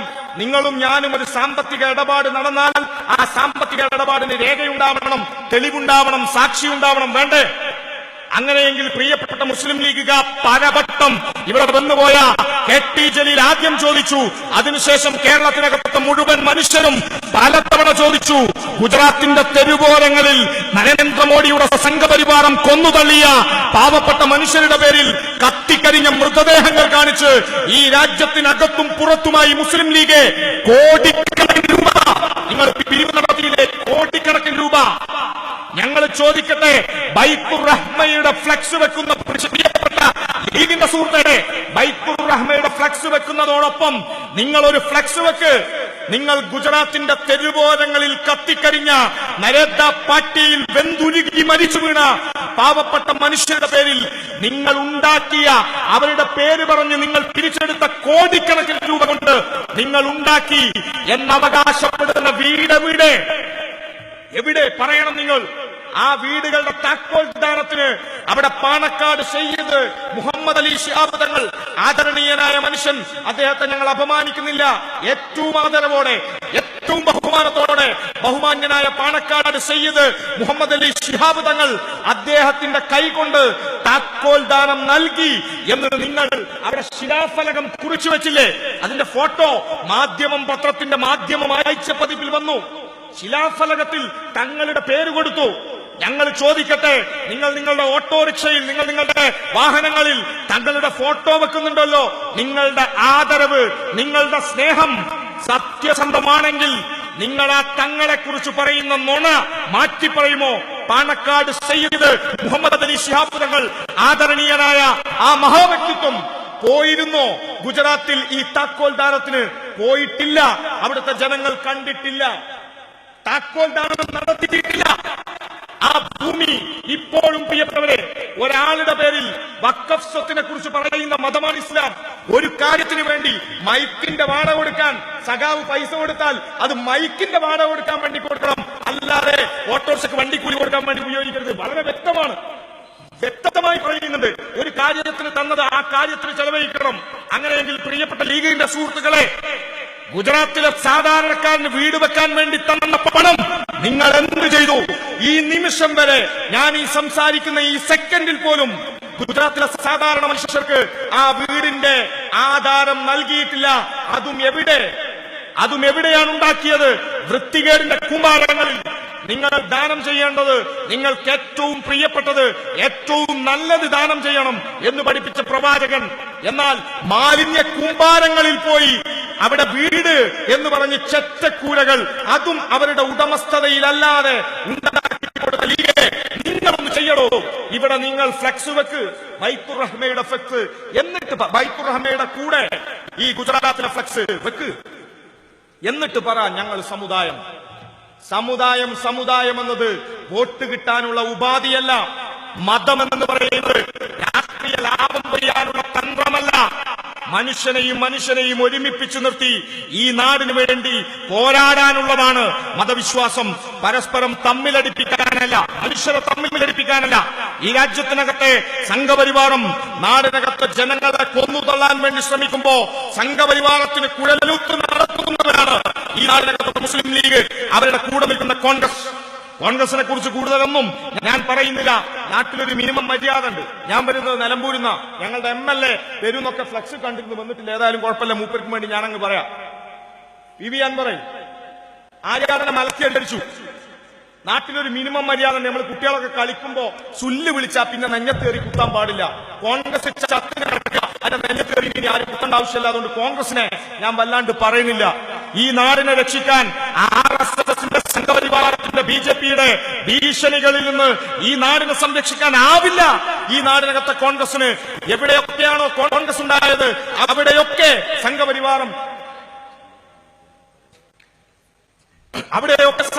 വളർന്നു വന്നത് ഈ കോൺഗ്രസിന്റെ ഒക്കെ തകർച്ചയിലൂടെയാണ്. നമ്മുടെ നാടിനകത്ത് വേണ്ടത് മതനിരപേക്ഷമായ രാഷ്ട്രീയമാണ്. ആ മതനിരപേക്ഷമായ രാഷ്ട്രീയത്തിന് തടസ്സം നിൽക്കുന്നത് ഈ നാടിനകത്ത് വളർന്നു വരുന്ന വർഗീയ പ്രസ്ഥാനങ്ങളാണ്.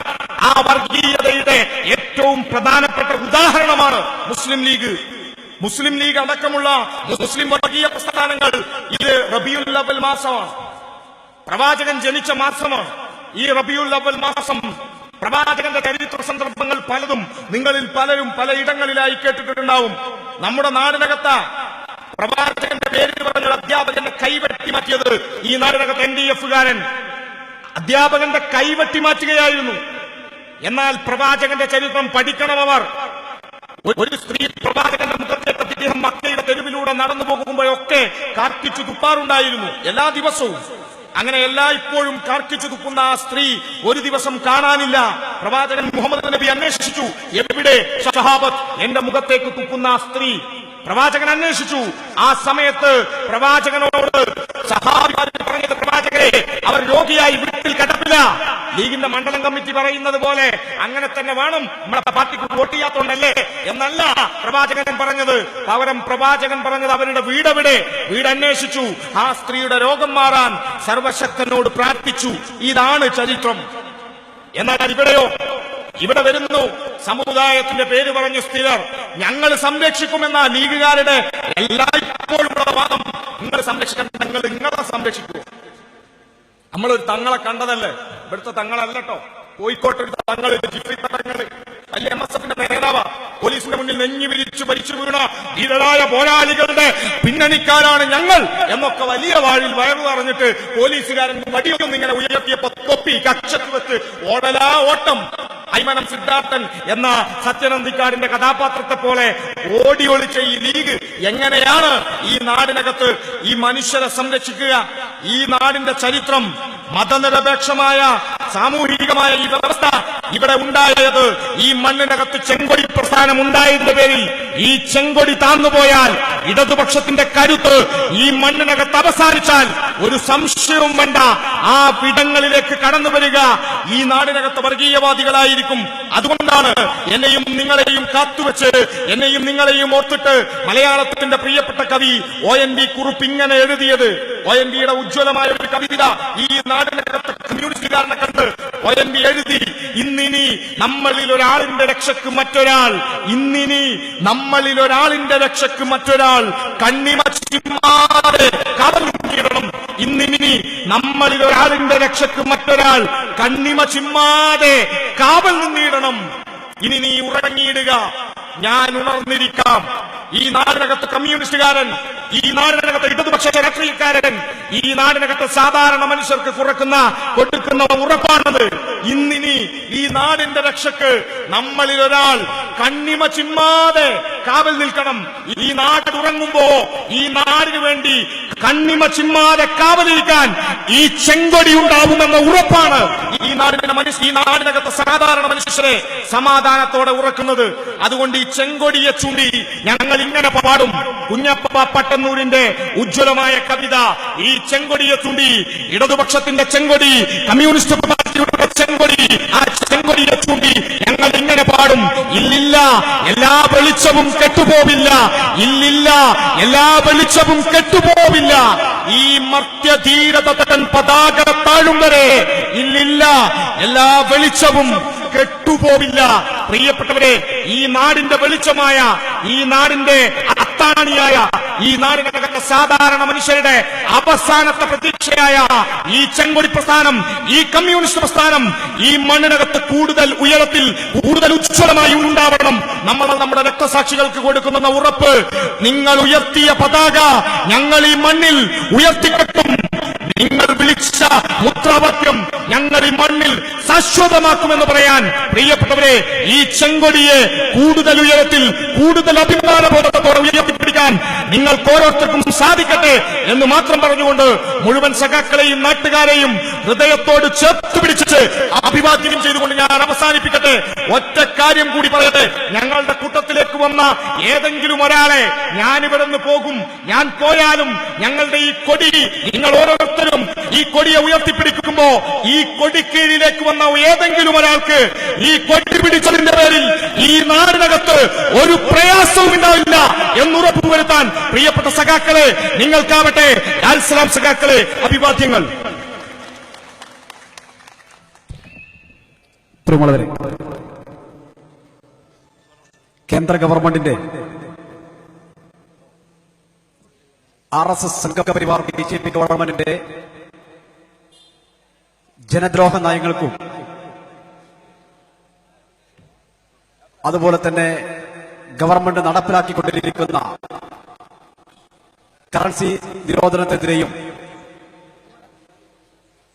കേരളത്തിലെ സമ്പദ്ഘടനയുടെ നട്ടലായിട്ടുള്ള സഹകരണ മേഖലയെ തകർക്കുന്ന കേന്ദ്ര നടപടിക്കെതിരെ ഇടതുപക്ഷ ജനാധിപത്യ മുന്നണി ഈ വരുന്ന 29-ാം തീയതി കേരളത്തിന്റെ വടക്കേ അറ്റമായിട്ടുള്ള മഞ്ചേശ്വരം മുതൽ തെക്കേ അറ്റമായുള്ള പാറശാല വരെ മനുഷ്യച്ചങ്ങല സൃഷ്ടിക്കുന്നതിന് വേണ്ടി തീരുമാനിച്ചിരിക്കുകയാണ്. ആ മനുഷ്യച്ചങ്ങലയിൽ ഈ നാട്ടിലെ മുഴുവൻ ജനാധിപത്യ വിശ്വാസികളും മതേതരവാദികളും ജാതിമത വ്യത്യാസമെന്നെ എല്ലാവരും പങ്കെടുക്കണമെന്ന് അഭ്യർത്ഥിച്ചുകൊണ്ട് ഈ പൊതുയോഗത്തിന് നന്ദി പ്രകാശിപ്പിക്കുന്നതിന് വേണ്ടി CPM-ന്റെ പുള്ളിയമ്പറമ്പ് ബ്രാഞ്ച് അംഗം കുണ്ടിൽ അബ്ദുറഹിമാനെ സ്നേഹപൂർവ്വം ക്ഷണിക്കുന്നു.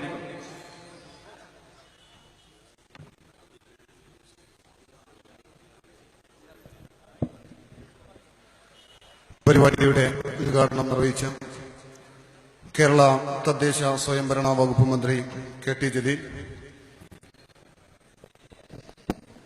അതുപോലെ മുഖ്യ പ്രഭാഷണങ്ങൾ നിർവഹിച്ച DYFI മുൻ സംസ്ഥാന സെക്രട്ടറി T ശശിധരൻ, അതുപോലെ ജംഷീദ് അലി എടക്കര, അതുപോലെ CPM എന്ന വിപ്ലവ പ്രസ്ഥാനത്തിലേക്ക് കടന്നുവന്ന പുതിയ സഖാക്കളും, അതുപോലെ പരിപാടിയുടെ ലേറ്റ് ആൻഡ് സൗണ്ട് ഒരുക്കിയ ഒരു